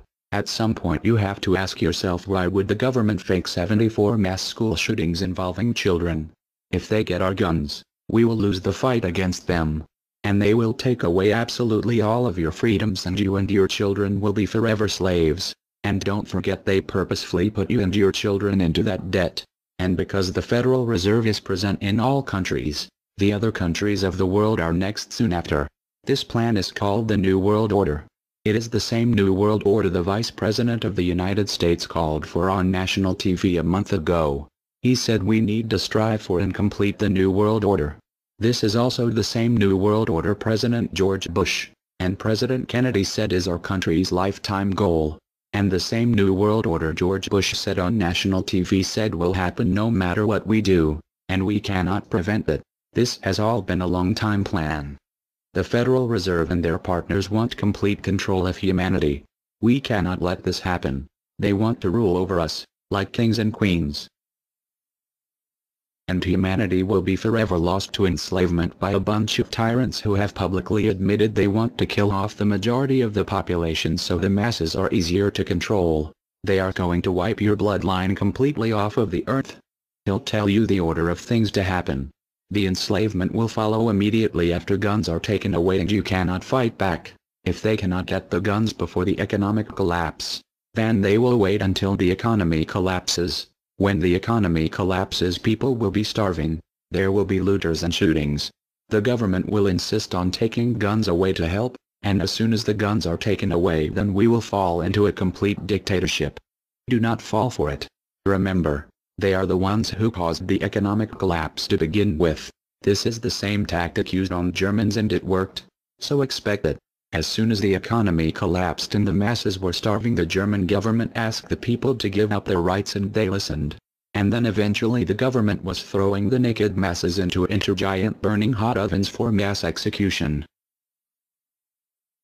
Do not give up your rights. Do not give up your guns. Fight back, as they were the ones who caused the problem. Just so you know, the people who are behind this Federal Reserve scam and New World Order are the same ones who funded Hitler's campaign. Make no mistake, these people are as brutal as Hitler himself, even more brutal. We will need an overall plan. We have come up with a perfect plan. This plan offers extraordinary possibilities. It will make for the most beautiful and free world you can ever imagine. If we are successful, we can leave a much better for our children. A beautiful world. Watch every minute of the rest of the video. Do not skip a single bit of it, as it is all important. To understand the solution, you must first understand the problem. The problem is government. Think for a second. What is government? Government is an establishment of power over the people, which can be purchased by large corporations or anybody with money. Why are we allowing corporations to write the laws? Can't you see how this can create problems? We must take the power and guns away from the government, which will advertently take away the power and guns away from the corporations.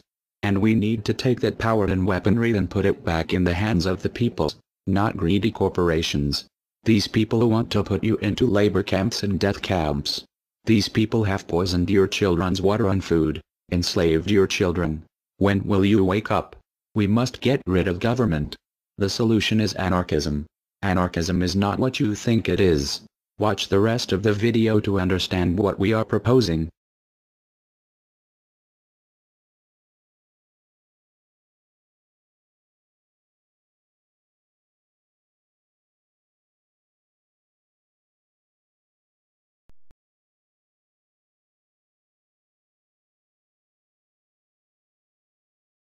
To you? Makes perfect sense. Okay. Anybody else want to throw anything out at us?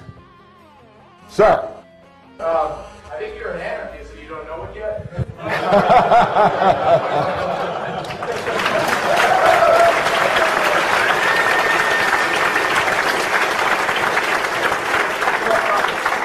Do you hear me denying anything?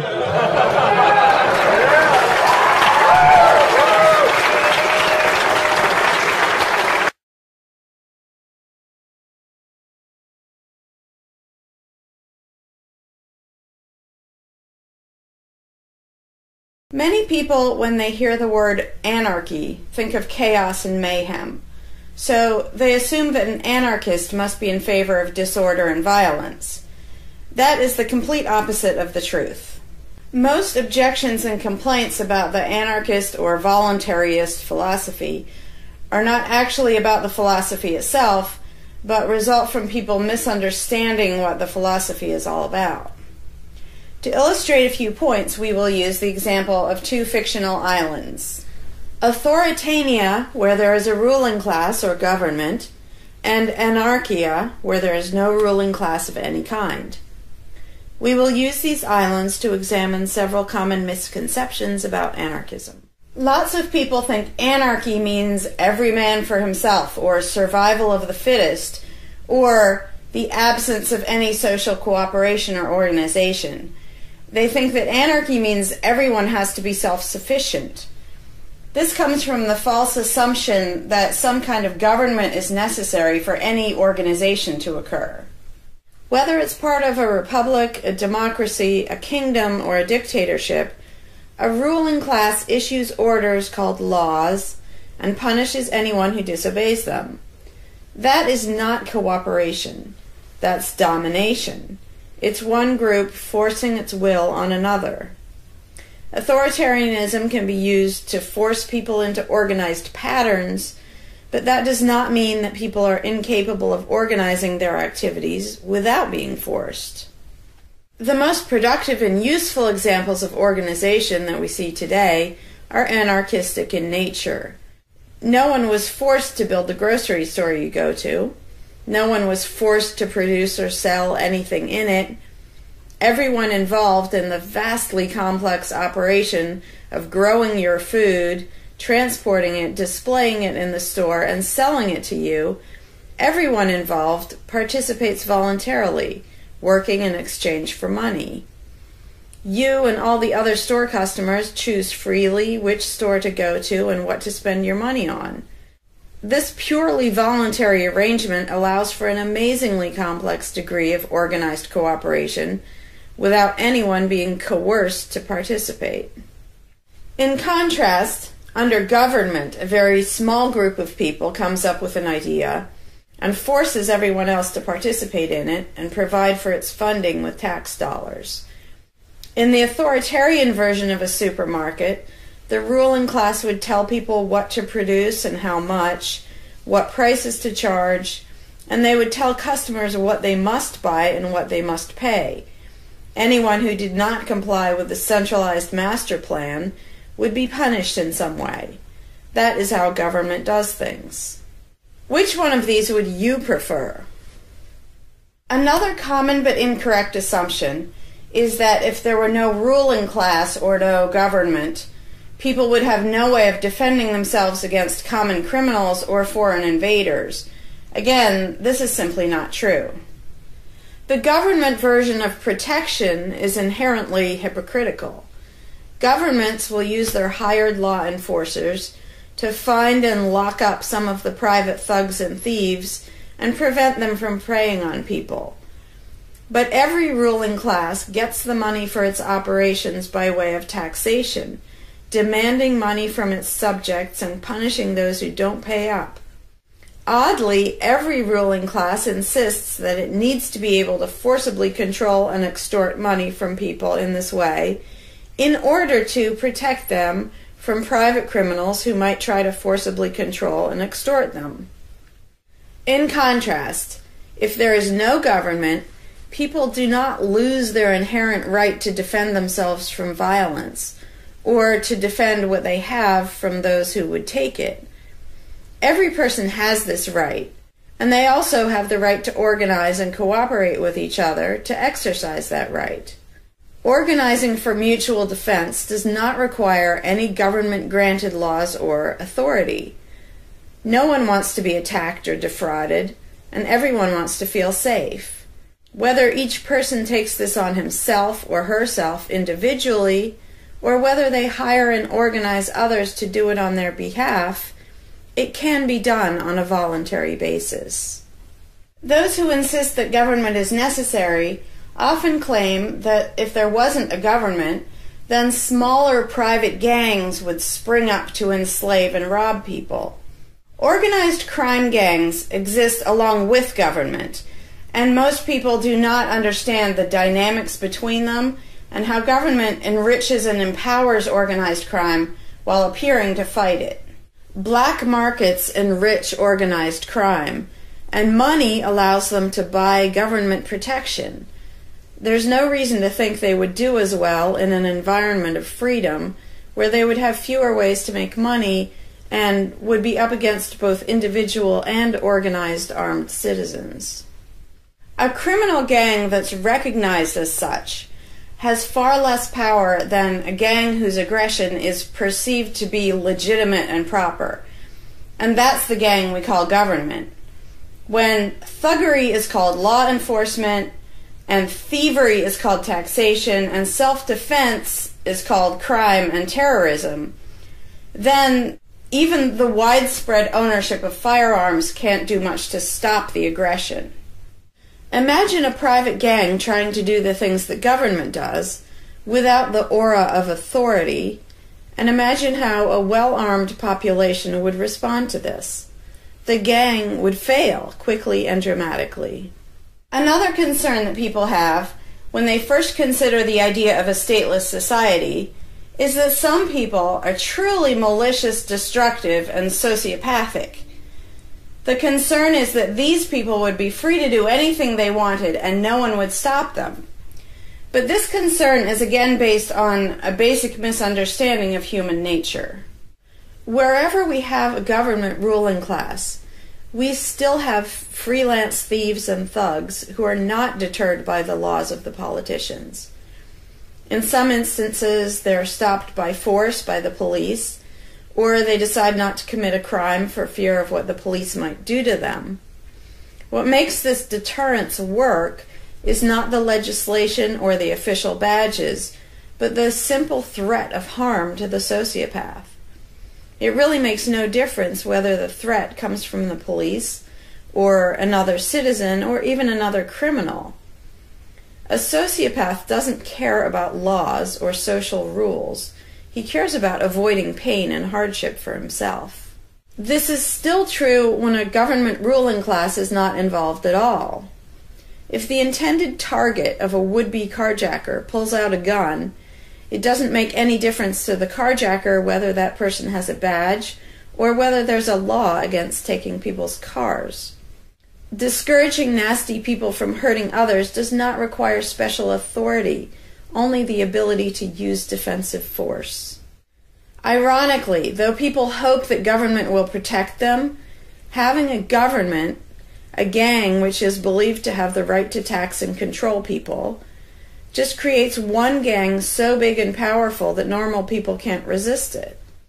In short, to create a huge gang and then give it societal permission to control and extort people with the hope that this gang will prevent theft and thuggery is simply a self-contradictory idea, but that's what government always is.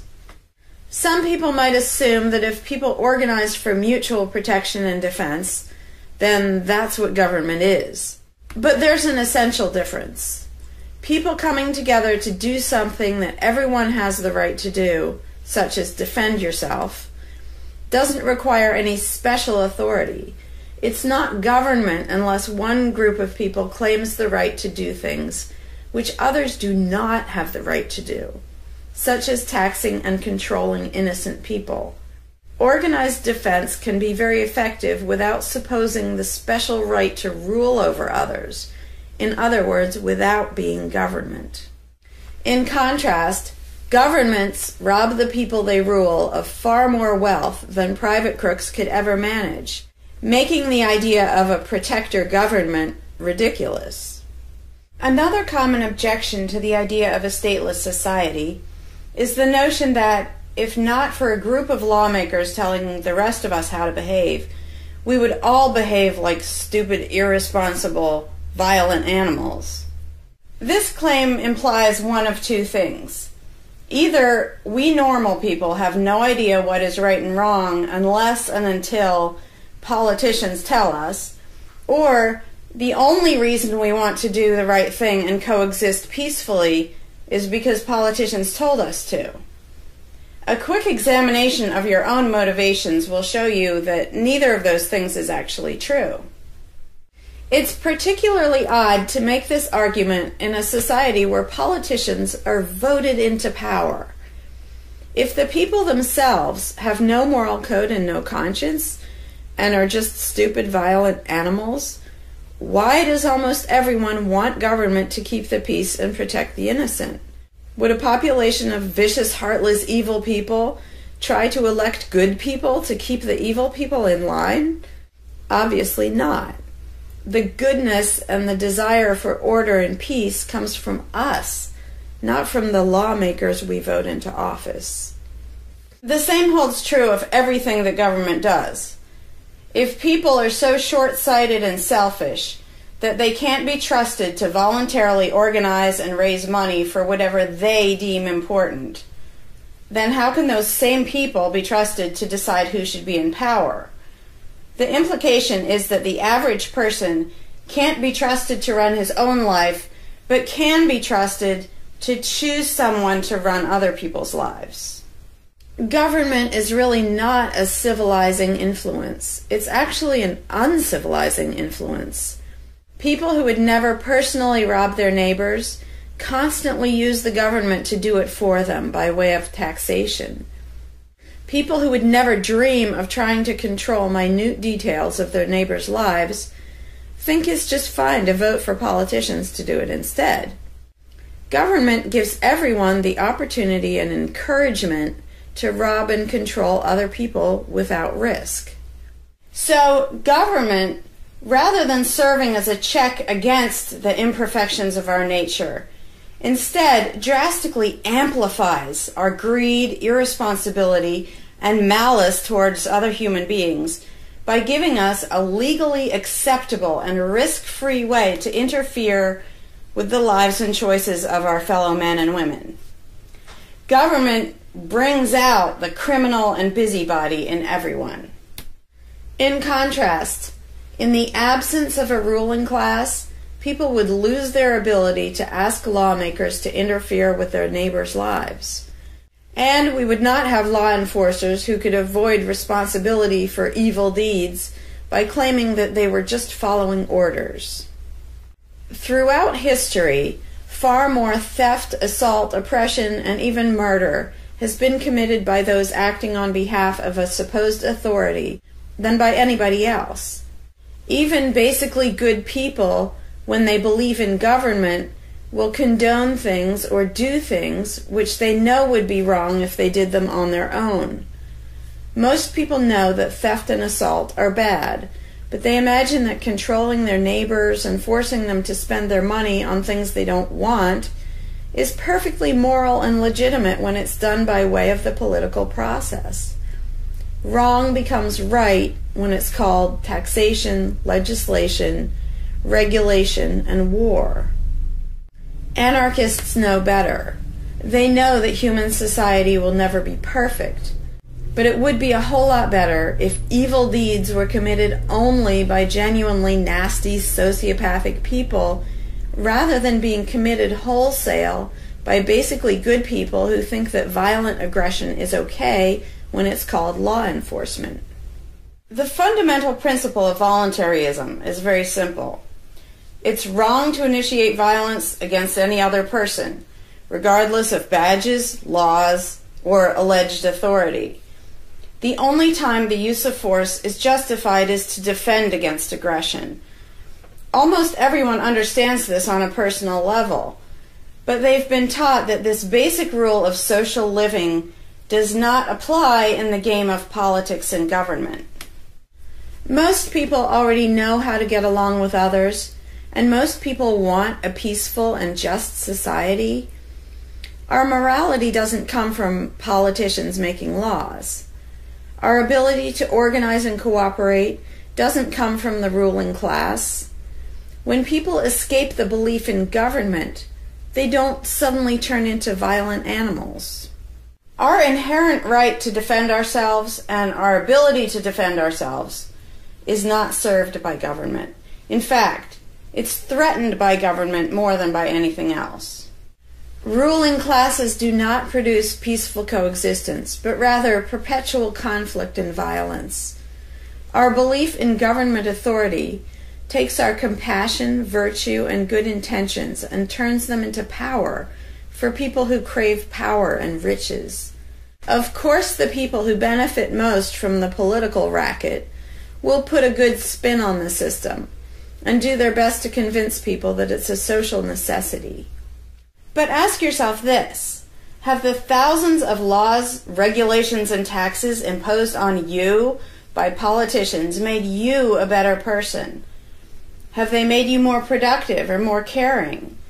Is the world better off with the politicians taking your money and telling you how to live your life? Or do you think it might have been better off if you'd been allowed to spend your own money and make your own decisions? Is society really best served by a small class of people forcefully imposing a centralized master plan on everyone else?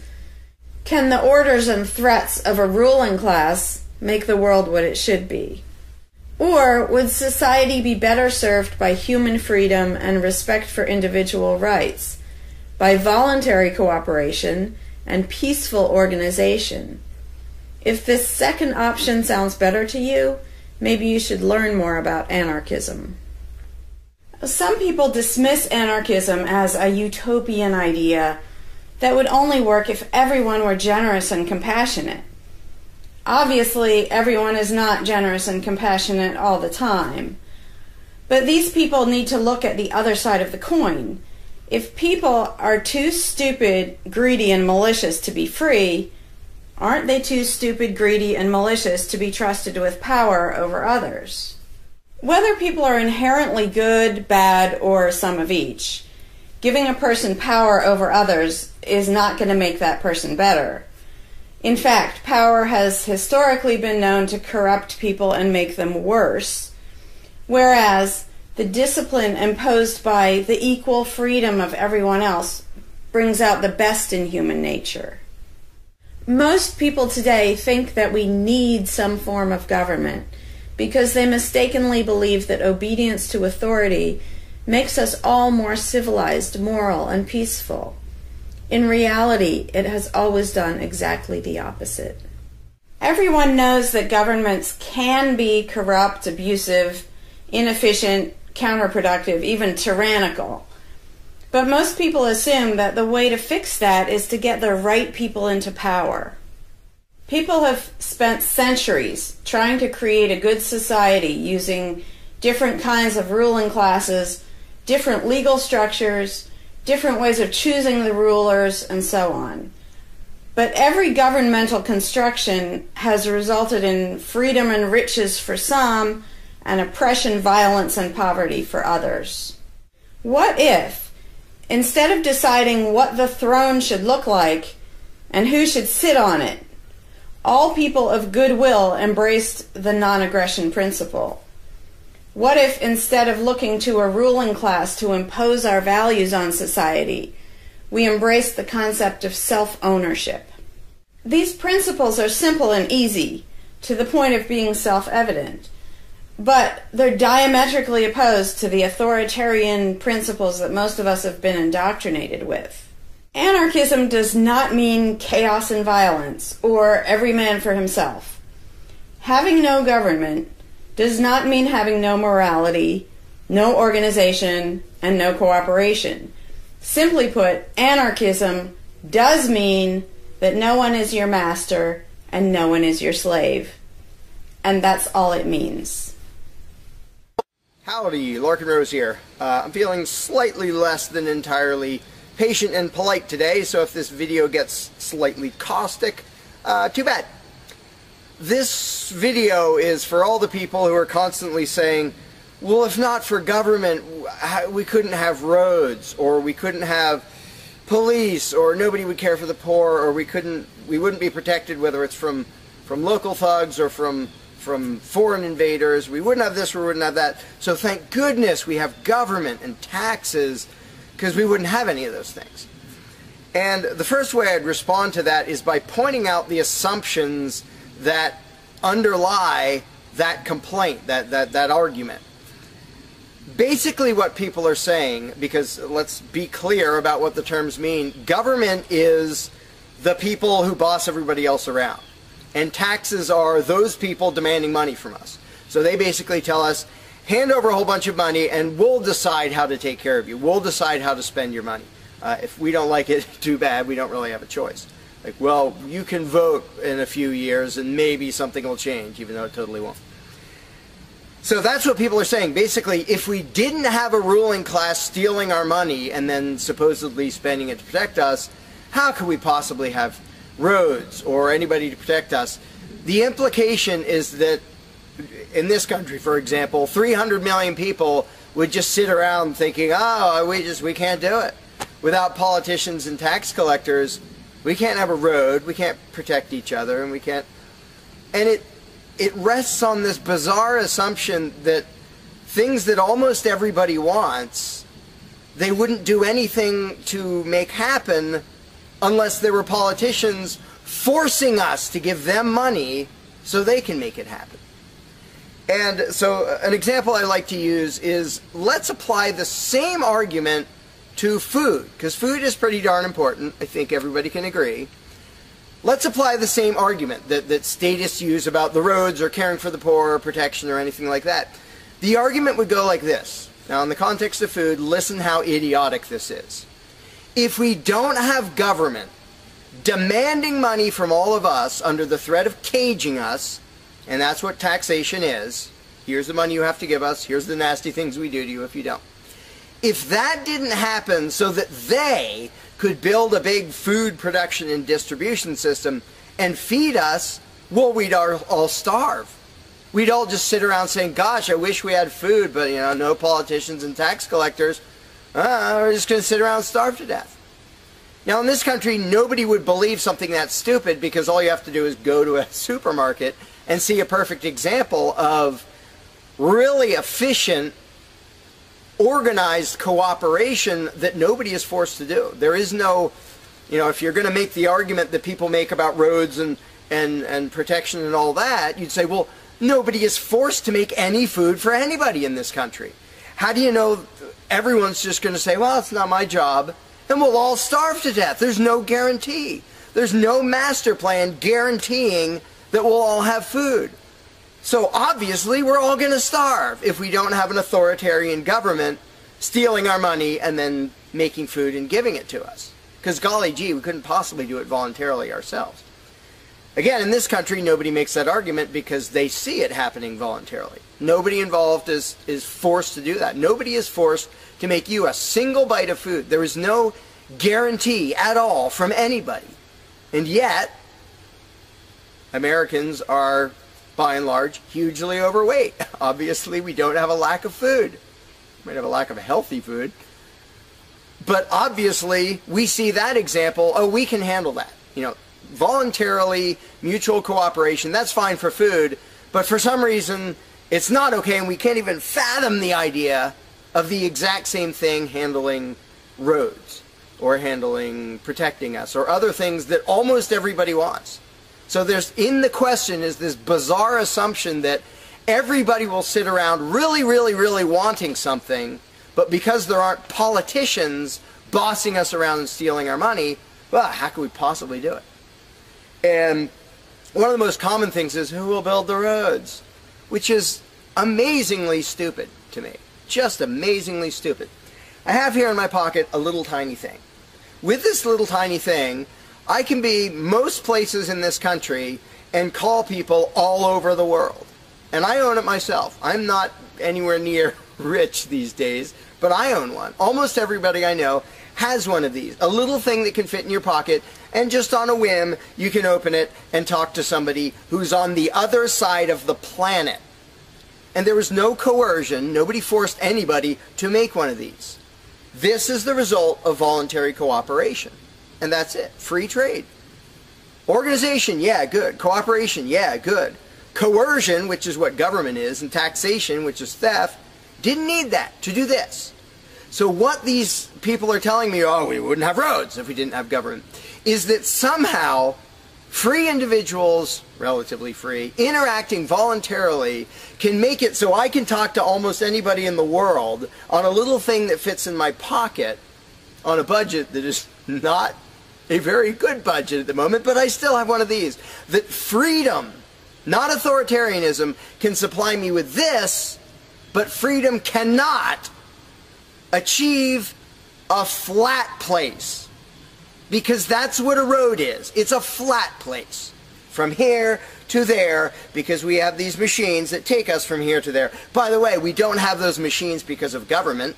We have those machines because of free enterprise and voluntary interaction and cooperation. The idea that freedom can make a car but can't make a flat place is just idiotic. You really think we can't make a flat place? And so I ask people, and they say, well, who will build the roads? Are you really telling me that you really and truly think that if government fell off the face of the earth, 300 million people in this country, 7 billion if you want to include the whole planet, would sit around in their houses thinking, golly, I wish I could go visit Fred, but I can't, because there's not a flat thing from me to him, and I don't know how to do it. And the other 300 million or 7 billion people, we can't possibly do it because there aren't any politicians and tax collectors.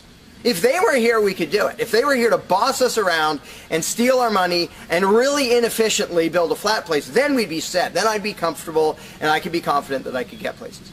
I could visit Fred, I could go shopping, but now we're all going to sit in our houses wishing we could go to the corner store, but we can't because, golly, how could we possibly make a flat place from here to there? We can make these, where you can talk to anybody in the world. We can make machines that you drive around in, but no, we couldn't possibly make a flat place. And when people say, well, who will build the roads? The first answer is the same damn people who do it now. Politicians and tax collectors don't build the friggin' roads. Have you ever seen one out there? No, you haven't. They steal our money, waste most of it, do all their corrupt games, and then they pay other people. Here's an idea. How about if we pay those other people who actually build the stinking road? And the fact that that doesn't occur to people is a great indication of how well indoctrinated people are by the rulers who will perpetually tell us, you can't organize anything, you can't achieve anything, you can't do anything unless we are here to force it on you. And it's, again, there are a zillion examples, whether it's caring for the poor or protection or roads, obviously, where most of the population will say, I'm really concerned that poor people won't be taken care of, which means most of the population wants people in need to be taken care of. And if we didn't have politicians stealing our money, how would it happen? Here's an idea. Take some money out of your pocket and give it to one of the people that you think needs help. Why would you not comprehend that, but you would comprehend some guy 1,000 miles away passing a law to send an armed thug to take your money, to waste 90% of it, and then give a little bit to somebody who may just be defrauding the system or may actually need it? And the amount of indoctrination required to make people even ask these questions of how could we possibly do this without government? What do you think government adds to the equation? It doesn't add any resources. It doesn't create anything. Everything it gives away, it steals from us first, by way of taxation. It doesn't add any skills. It doesn't add any knowledge. The people who are here would still be here if the institution of government fell over. We have all the know-how, we have all the resources, all the technology. The only thing it adds is one group that's imagined to have the right to violently assault and control and extort everybody else. So what the question really means is, how could we have a road, or how could I help that poor, or how could that poor person be helped, or how would anybody protect us if there wasn't a gang of thugs with permission to violently control and rob us? And when you recognize that that is literally what the question means, you already see how utterly idiotic it is. And it's completely the result of authoritarian statist indoctrination. Nobody would come up with that on their own. And you obviously don't see that with the example of food or cars or cell phones or anything else. Nobody says, we won't be able to talk to each other unless there's a gang of thugs that's allowed to boss us around and steal our money. And just economically, how stupid do you have to be to think that's a good idea? Here are your choices. Let's do this. I'll give you these two choices for how you will be fed from now on. Either you can go spend your own money wherever you want. You can go to the supermarket or the local this or the local grocery, whatever you want. You can go decide what you want, and they'll tell you the price. You decide what you're going to buy and how much. And you can go to different places and you can shop around and you can do all that. That's option number one. But let me warn you, option number one does not give any guarantee that you will be fed. There's no master plan forcing people to feed you. So, oh my gosh, you better be really scared of that option, despite the fact that you can do it day after day and it works really darn well and feeds pretty much not only this country, but with a massive surplus. So that's option number one that apparently statists are scared of. Option number two is politicians will take as much money of yours as they decide to take. Then they will decide what, if anything, they will buy with that money in terms of food to give to you, to feed you. Do you really think that will serve you better, that that will feed you better? Yeah, I'm much more comfortable that I'll have I'll be fed, I'll be secure, everything will be okay if a gang of thugs who doesn't really care about me, steals my money, and then decides what, if anything, to give me back from what they stole. But that is implied in the question, whatever you put in the blank. You know, how are we going to have blank if not for government? What you're saying is, how can we, the people who really want roads and food and cell phones and protection and all the things that almost everybody wants, how can we possibly have that unless we give someone permission to steal our money and boss us around and then decide what they're going to give us? And the same thing applies no matter what you put in the blank. How will we possibly do blank without government? One of the silly ones is caring for the poor. How will we care for the poor? Think of what that means. Like, people, when more than half the country votes for a party to take care of the poor, it's more than half of the country saying, we're really concerned and we want to make sure that the less fortunate are taken care of, but we don't believe that normal people acting in freedom will take care of them. Well, if the people didn't care about the poor, they wouldn't win the election. By definition, if you vote for a welfare state, you're an idiot. Because either people are heartless bastards and you're going to lose, or people are compassionate and giving, and you don't need to win. Just give them your stinking money. But people play the game, and that's the Democratic Party lives off of the idiotic notion that you're all so heartless that you should vote for us to steal your money to give to the poor. And half the country falls for it. Yeah, we're all so heartless that we voted you into office for the specific purpose of taking our money to help the less fortunate. That's just freaking brilliant. How about if half the country just gave their stinking money to the less fortunate? And then the less fortunate would all be rich, because it would be 1 trillion times more efficient than the government version of welfare ever is. Also, it would be actual charity instead of mass theft and corruption and fraud and all that fun stuff. But what takes the cake, the ultimately insane thing, you know, whatever you put in that gap, how can we have blank without a parasitic ruling class and a bunch of hired thieves? It's just a stupid question, but it's extra super stupid when what's in the blank is, how will we be protected? Who will protect us from thieves and robbers if we don't have government? It's the most idiotic question. It's also the most frequent question from statists. So here's what the question literally means. If we don't give a certain gang of people permission to violently control us and take our money under threat of putting us in a cage, who will protect us from people who might commit aggression against us and take our money?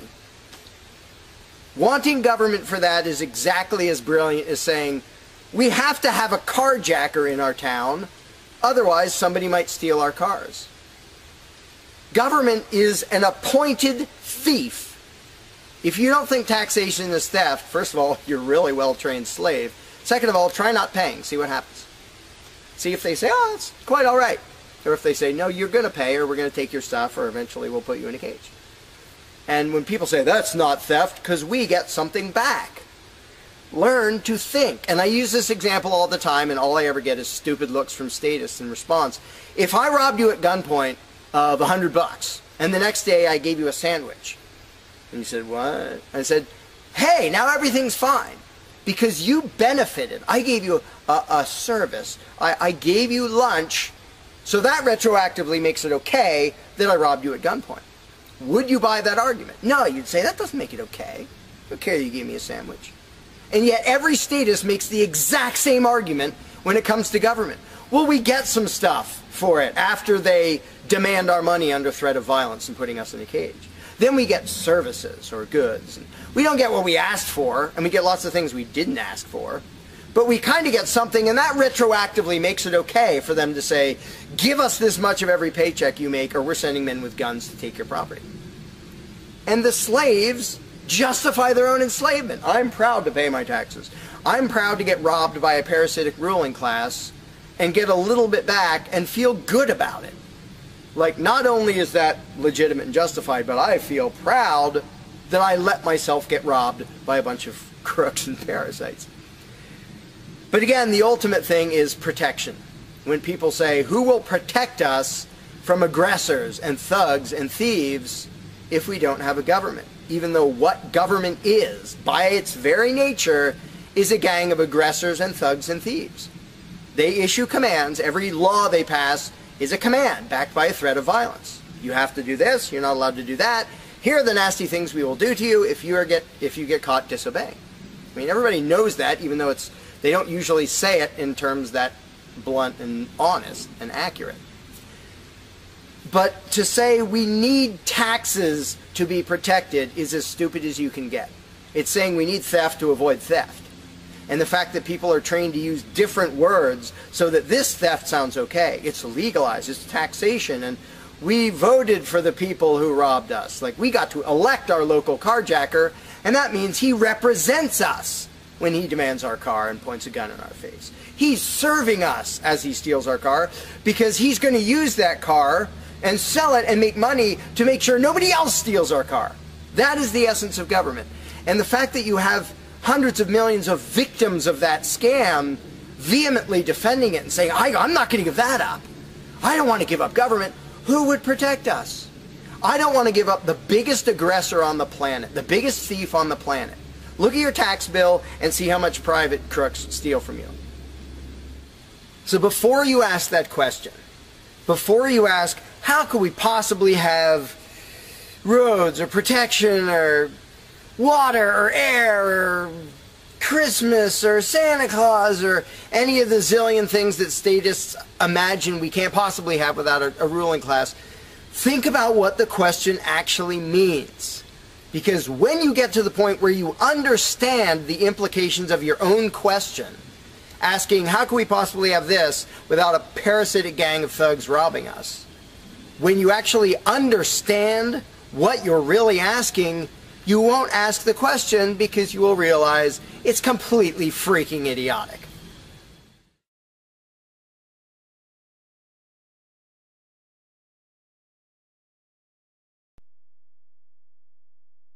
Hey, Larkin Rose here. One of the first things that people are concerned about when they start thinking about a society without a ruling class is, well, what happens to the nasty people?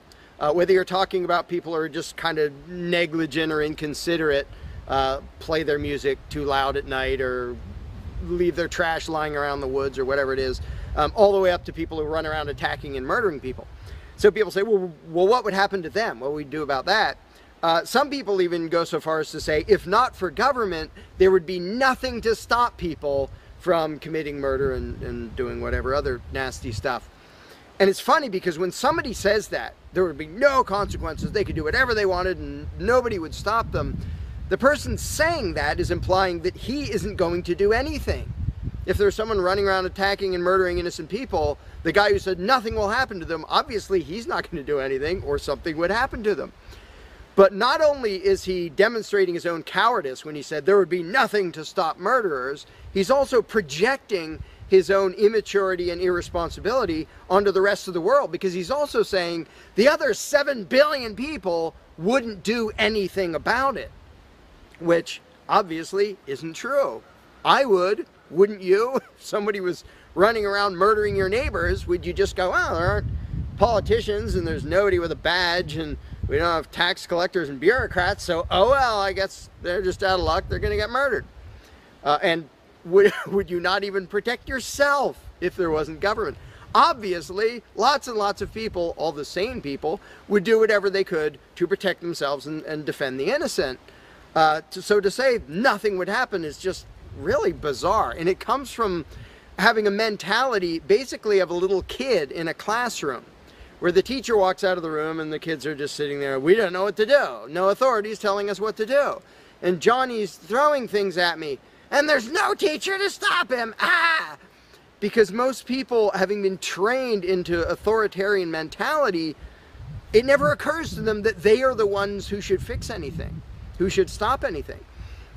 And so when people say, well, what would be done about this and that and the other thing, nasty people doing nasty things, the first thing I ask is, well, what would you do about it?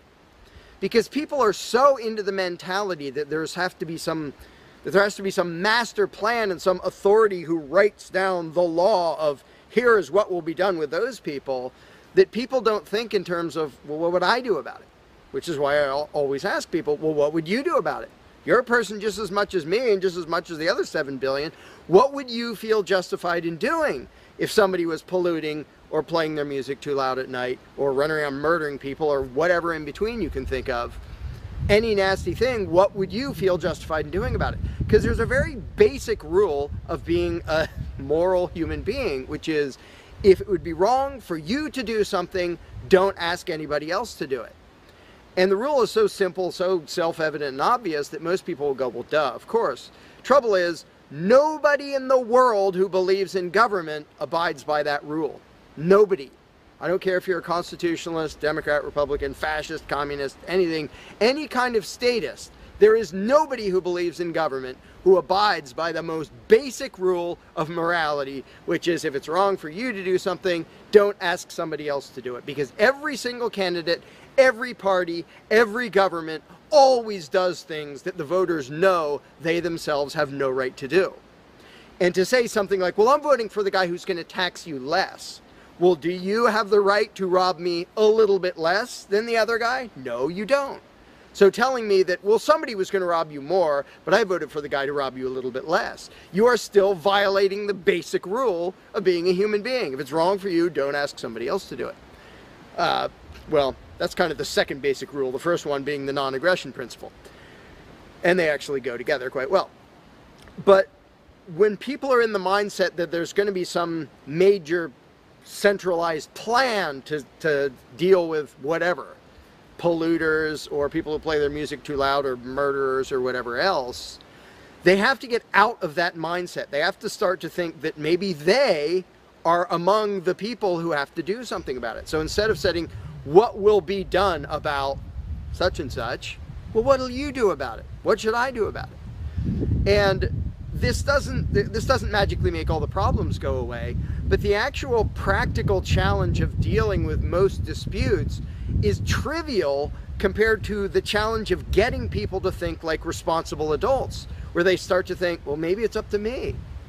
And a while back I did little events called Escaping the Myth, and one of the little mental exercises I did with these little groups of people is, imagine we're on an island and we're it. There's no government, there's no authority, there's nobody with a badge, and one of us is running around stealing stuff from other people. He's not killing anybody, but he's stealing stuff.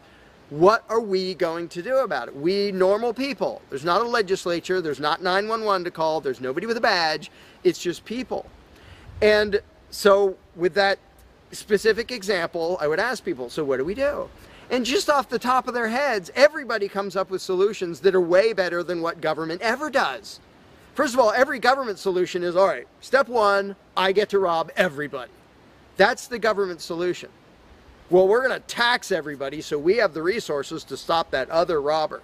Well, in the island scenario, nobody is stupid enough or insane enough to start with that, to say, well, let's see, so somebody's stealing our stuff. Okay, first, I get to rob all of you so that I have the resources to protect you from him. Nobody is that insane. Everybody is insane enough to believe that who believes in government. And I did for many years. I was stupid enough to actually think that it was rational and moral to advocate mass extortion in order to protect people. And that's just stupid. So I just believed something insanely stupid for a very long time. Most of the world still believes that. But in a setting where people are put on the spot and they're responsible for what happens, they don't do that. They don't say, well, I get to boss everybody around and take their money. Nobody does that. So to me, the challenge is not even coming up with specific solutions to every imaginable dispute or problem, which I don't pretend to know how everything's going to turn out. And I don't intend to be emperor of anarchy. I'm not going to be in charge of the world. But getting people to the mindset where it's up to them, where there's just people, we're it. No legislatures, no people with badges, no authority, we're just people. Suddenly people are way better at solving problems and making things work. One good example is when there's a disaster. Unfortunately, sometimes it takes a horrendous event to bring out the best in people. And it brings out the worst in some people too. But when people say, whoa, my neighbor's house is floating away, I'm not going to wait for FEMA. I'm not going to dial 911. I'm going to jump in a boat and go save him. Because suddenly it's on me. Suddenly I'm the one who has to do something. And when it occurs to people that they're the ones who have to do something, and unfortunately, usually that only happens in a complete disaster area, when it occurs to people and they suddenly take on the responsibility and start to think like adults, their solutions are generally a lot better than any government solutions and ever are. But to get to that mentality, people have to shift from the authoritarian mindset to the mindset of a self-owning individual who realizes there is nothing above me. There is no magic unicorn who's going to come to save the day, who's going to come save me from polluters or somebody playing their music too loud or murderers or whatever it is. It's just us.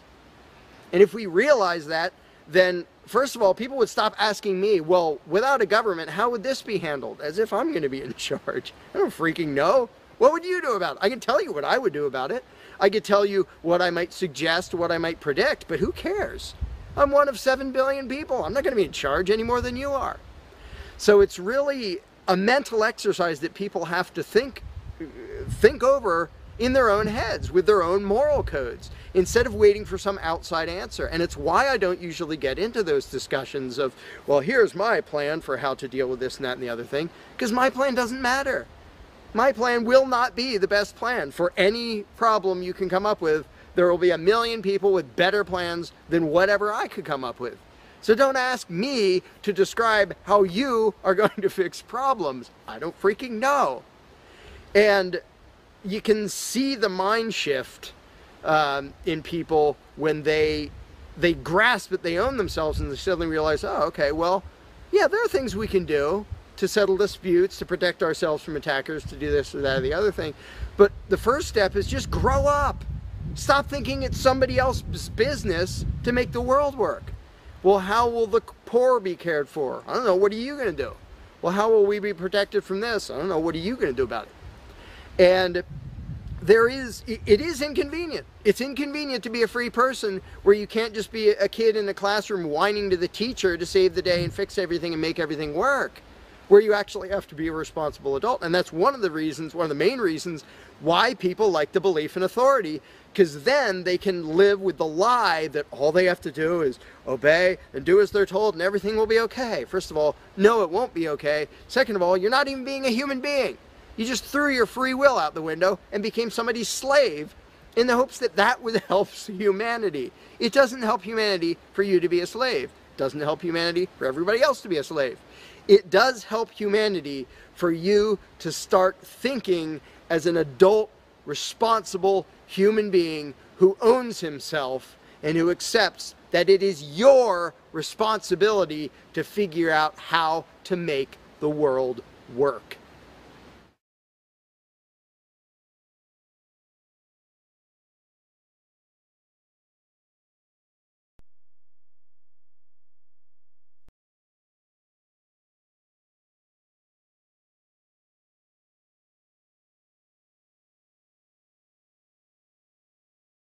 You cannot begin to imagine in how many ways the world is the opposite of what you have been taught to believe.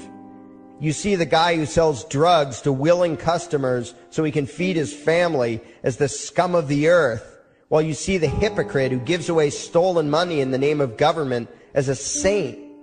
You see the guy who tries to avoid being robbed by the federal thugs as a crook and a tax cheat, but see as virtuous the politician who gives away the same stolen loot to people to whom it does not belong. You see the cop as a good guy when he drags a man away from his friends and family and throws him in prison for 10 years for smoking a leaf. And you see anyone who defends himself from such barbaric fascism as the lowest form of life, a cop killer.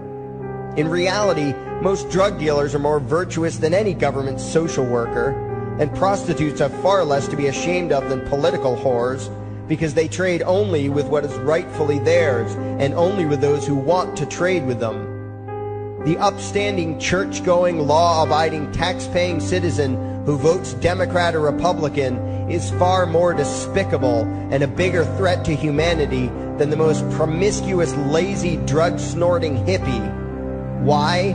Because the hippie is willing to let others be free, and the voter is not. The damage done to society by bad habits and loose morality is nothing compared to the damage done to society by the self-righteous violence committed in the name of the state. You imagine yourselves to be charitable and tolerant when you are nothing of the sort. Even the Nazis had table manners and proper etiquette when they weren't killing people. You think you're good people because you say please and thank you? You think sitting in that big building on Sunday makes you noble and righteous?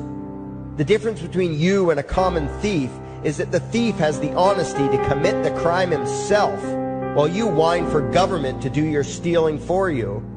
The difference between you and the street thug is that the thug is open about the violence he commits, while you let others forcibly control your neighbors on your behalf. You advocate theft, harassment, assault, and even murder, but accept no responsibility for doing so. You old folks want the government to steal from your kids so you can get your monthly check. You parents want all your neighbors to be robbed to pay for your kids' schooling. You all vote for whichever crook promises to steal money from other people to pay for what you want. You demand that those people who engage in behaviors you don't approve of be dragged off and locked up, but feel no guilt for the countless lives your whims have destroyed. You even call the government thugs your representatives, and yet you never take responsibility for the evil they commit. You proudly support the troops as they kill whomever the liars in D.C. tell them to kill, and you feel good about it. You call yourselves Christians or Jews or claim to follow some other religion, but the truth is what you call your religion is empty window dressing. What you truly worship, the God you really bow to, what you really believe in is the state. Thou shalt not steal, thou shalt not murder, unless you can do it by way of government. Then it's just fine, isn't it? If you call it taxation and war, it stops being a sin, right? After all, it was only your God that said you shouldn't steal and murder, but the state said it was okay. It's pretty obvious which one outranks the other in your minds. Despite all the churches, synagogues, and mosques we see around us, this nation has one God and only one God, and that God is called government.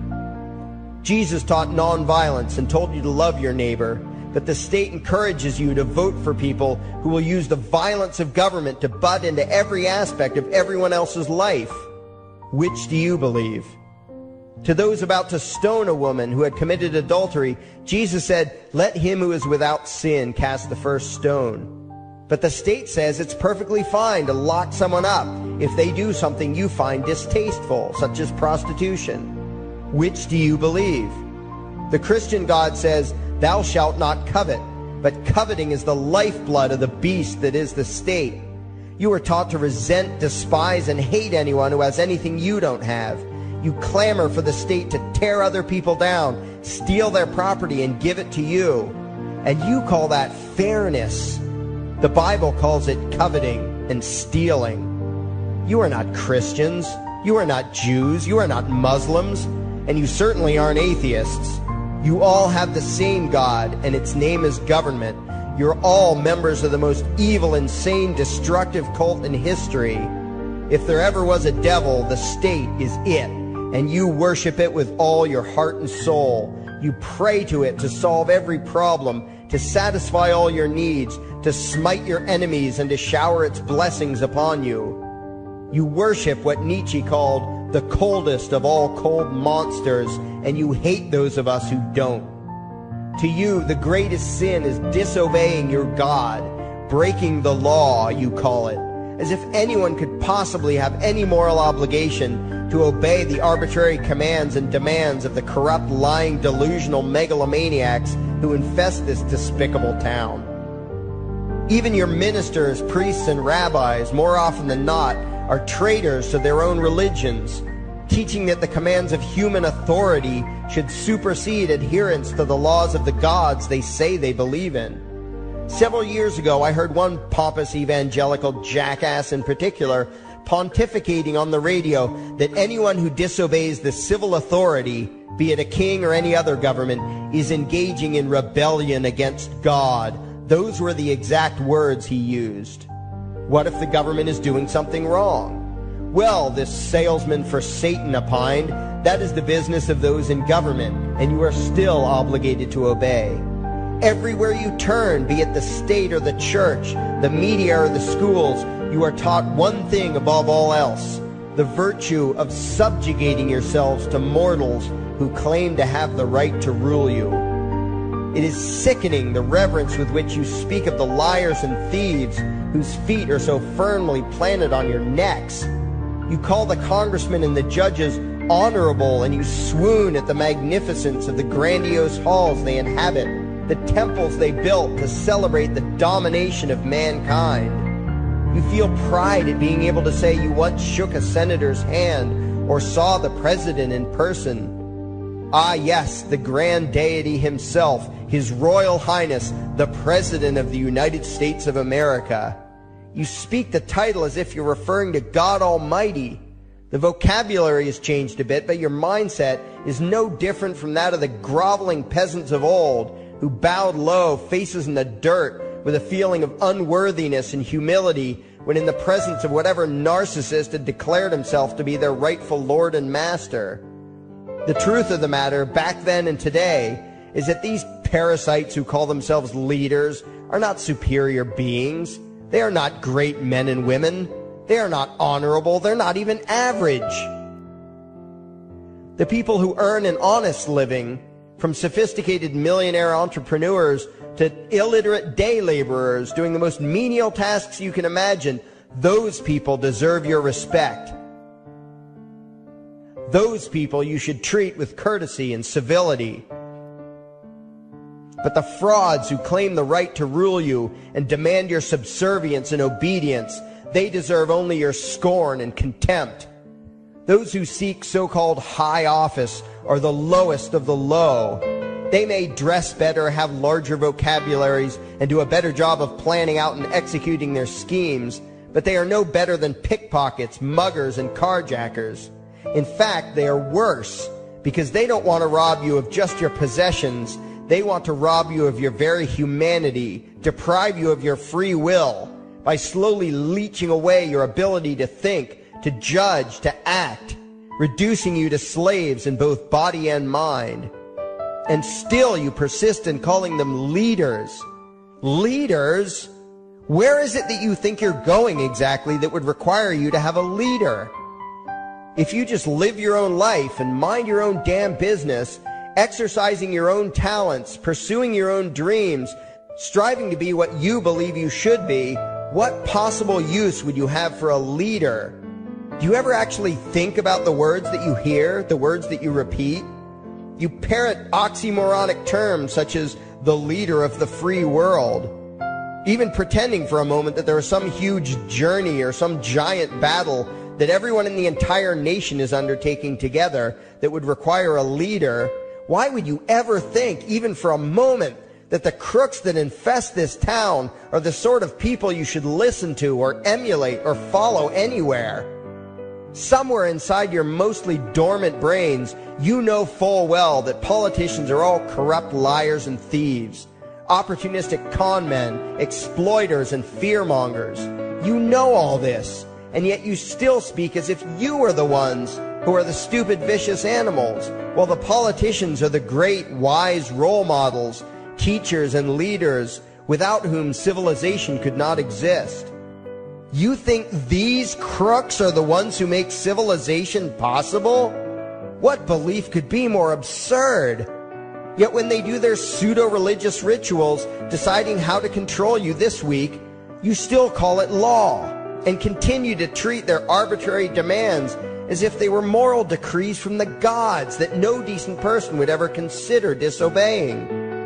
You have become so thoroughly indoctrinated into the cult of state worship that you are truly shocked when the occasional sane person states the bleeding obvious. The mere fact that the political crooks wrote something down and declared their threats to be law does not mean that any human being anywhere has the slightest moral obligation to obey. Every moment of every day, in every location and every situation, you have a moral obligation to do what you deem to be right, not what some delusional bloated windbag says is legal. And that requires you to first determine right and wrong for yourself, a responsibility you spend much time and effort trying to dodge. You proclaim how proud you are to be law-abiding citizens and express your utter contempt for anyone who considers himself above your so-called laws. Laws that are nothing more than the selfish whims of tyrants and thieves. The word crime once meant an act harmful to another person. Now it means disobedience to any one of the myriad of arbitrary commands coming from a parasitical criminal class. To you, the term crime is nearly synonymous with the word sin, implying that the ones whose commands are being disobeyed must be something akin to gods, when in truth they are more akin to leeches. The very phrase, taking the law into your own hands, perfectly expresses what a sacrilege it is in your eyes for a mere human being to take upon himself the responsibility to judge right from wrong and to act accordingly, instead of doing what you do, unthinkingly obeying whatever capricious commands this cesspool of maggots spews forth. You glorify this criminal class as lawmakers and believe that no one is lower than a lawbreaker, someone who would dare disobey the politicians.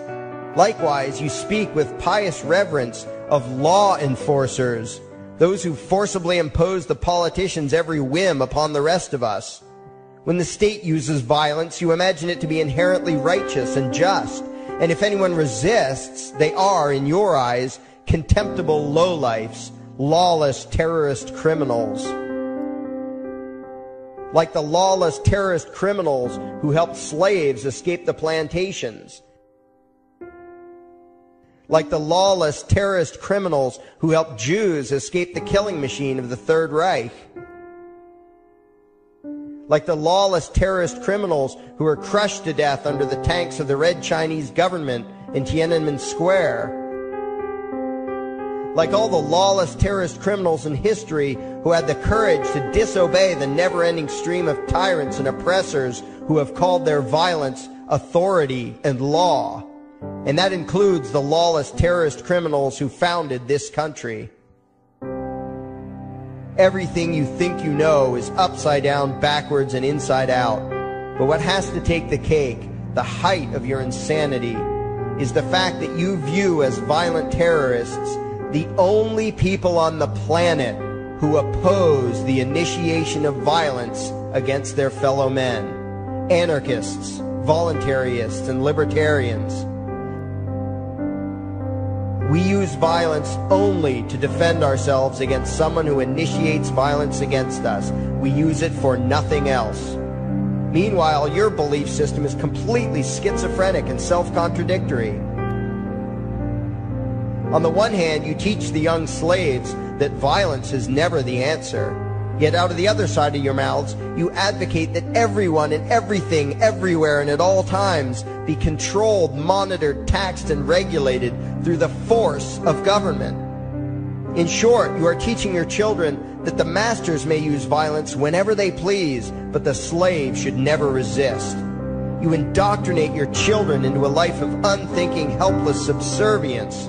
You are putting the chains around their little necks and fastening the locks tight. And worst of all, you feel good about it. Out of one side of your mouths, you condemn the evils of fascism and socialism and lament the injustices of the regimes of Hitler, Stalin, and Mao.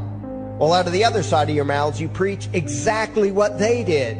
The worship of the collective, the subjugation of every individual to that evil insanity that wears the deceptive label, the common good. You babble on and on about diversity and open-mindedness, and then beg your masters to regulate and control every aspect of everyone's lives, creating a giant herd of unthinking conformist drones. You wear different clothes and have different hairstyles, and you think that makes you different. Yet all your minds are enslaved to the same club of masters and controllers. You think what they tell you to think and do what they tell you to do while imagining yourselves to be progressive, thinking, and enlightened. From your position of relative comfort and safety, you now condemn the evils of other lands and other times while turning a blind eye to the injustices happening right in front of you. You tell yourself that Had you lived in those other places, in those other times, you would have been among those who stood up against oppression and defended the downtrodden. But that is a lie. You would have been right there with the rest of the flock of well-trained sheep, loudly demanding that the slaves be beaten, that the witches be burned, that the nonconformists and rebels be destroyed. How do I know this? Because that is exactly what you are doing today. Today's injustices and oppressions are fashionable and popular, and those who resist them, you tell yourselves, are just malcontents and freaks, people whose rights don't matter, people who deserve to be crushed under the boot of authority. Isn't that right? You bunch of spineless, unthinking hypocrites, look in the mirror. Take a good look at what you imagine to be righteous and kind. You are the devil's plaything. The crowds of thousands wildly applauding the speeches of Adolf Hitler, that was you. The mob demanding that Jesus Christ be nailed to the cross, that was you. The white invaders who celebrated the wholesale slaughter of those godless redskins, that was you. The throngs filling the Colosseum, applauding as the Christians were fed to the lions, that was you. Throughout history, the perpetual suffering and injustice occurring on an incomprehensible scale, it was all because of people just like you. The well-trained, thoroughly indoctrinated conformists, the people who do as they're told, who proudly bow to their masters, who follow the crowd, believing what everyone else believes and thinking whatever authority tells them to think.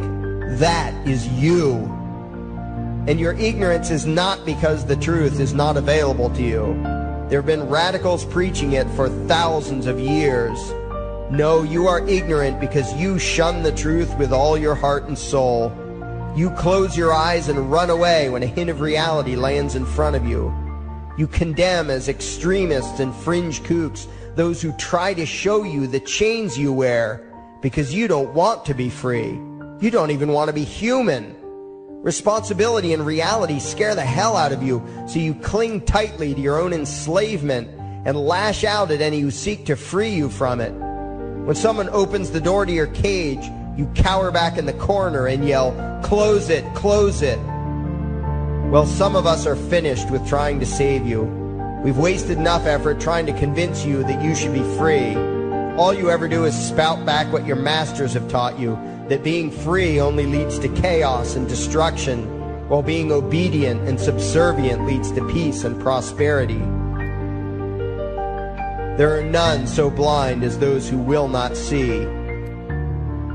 And you nation of sheep, would rather die than see the truth.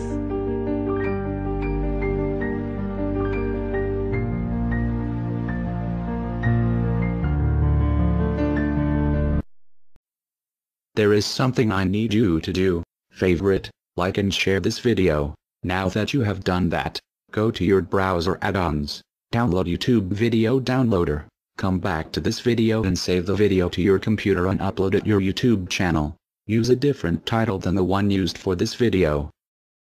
Please follow those instructions and add the video on your YouTube channel to help spread the message.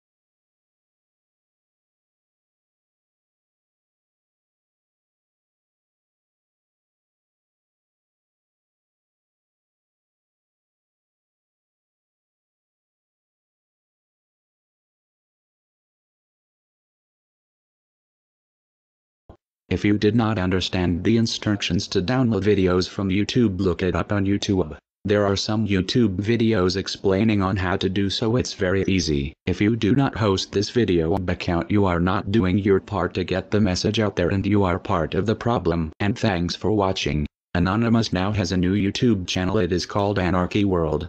To find our new YouTube channel, you need to type in Anarchy World in the official YouTube search bar. There are no spaces in Anarchy World. Do not type it in the address bar because you will find a different YouTube channel called Anarchy World.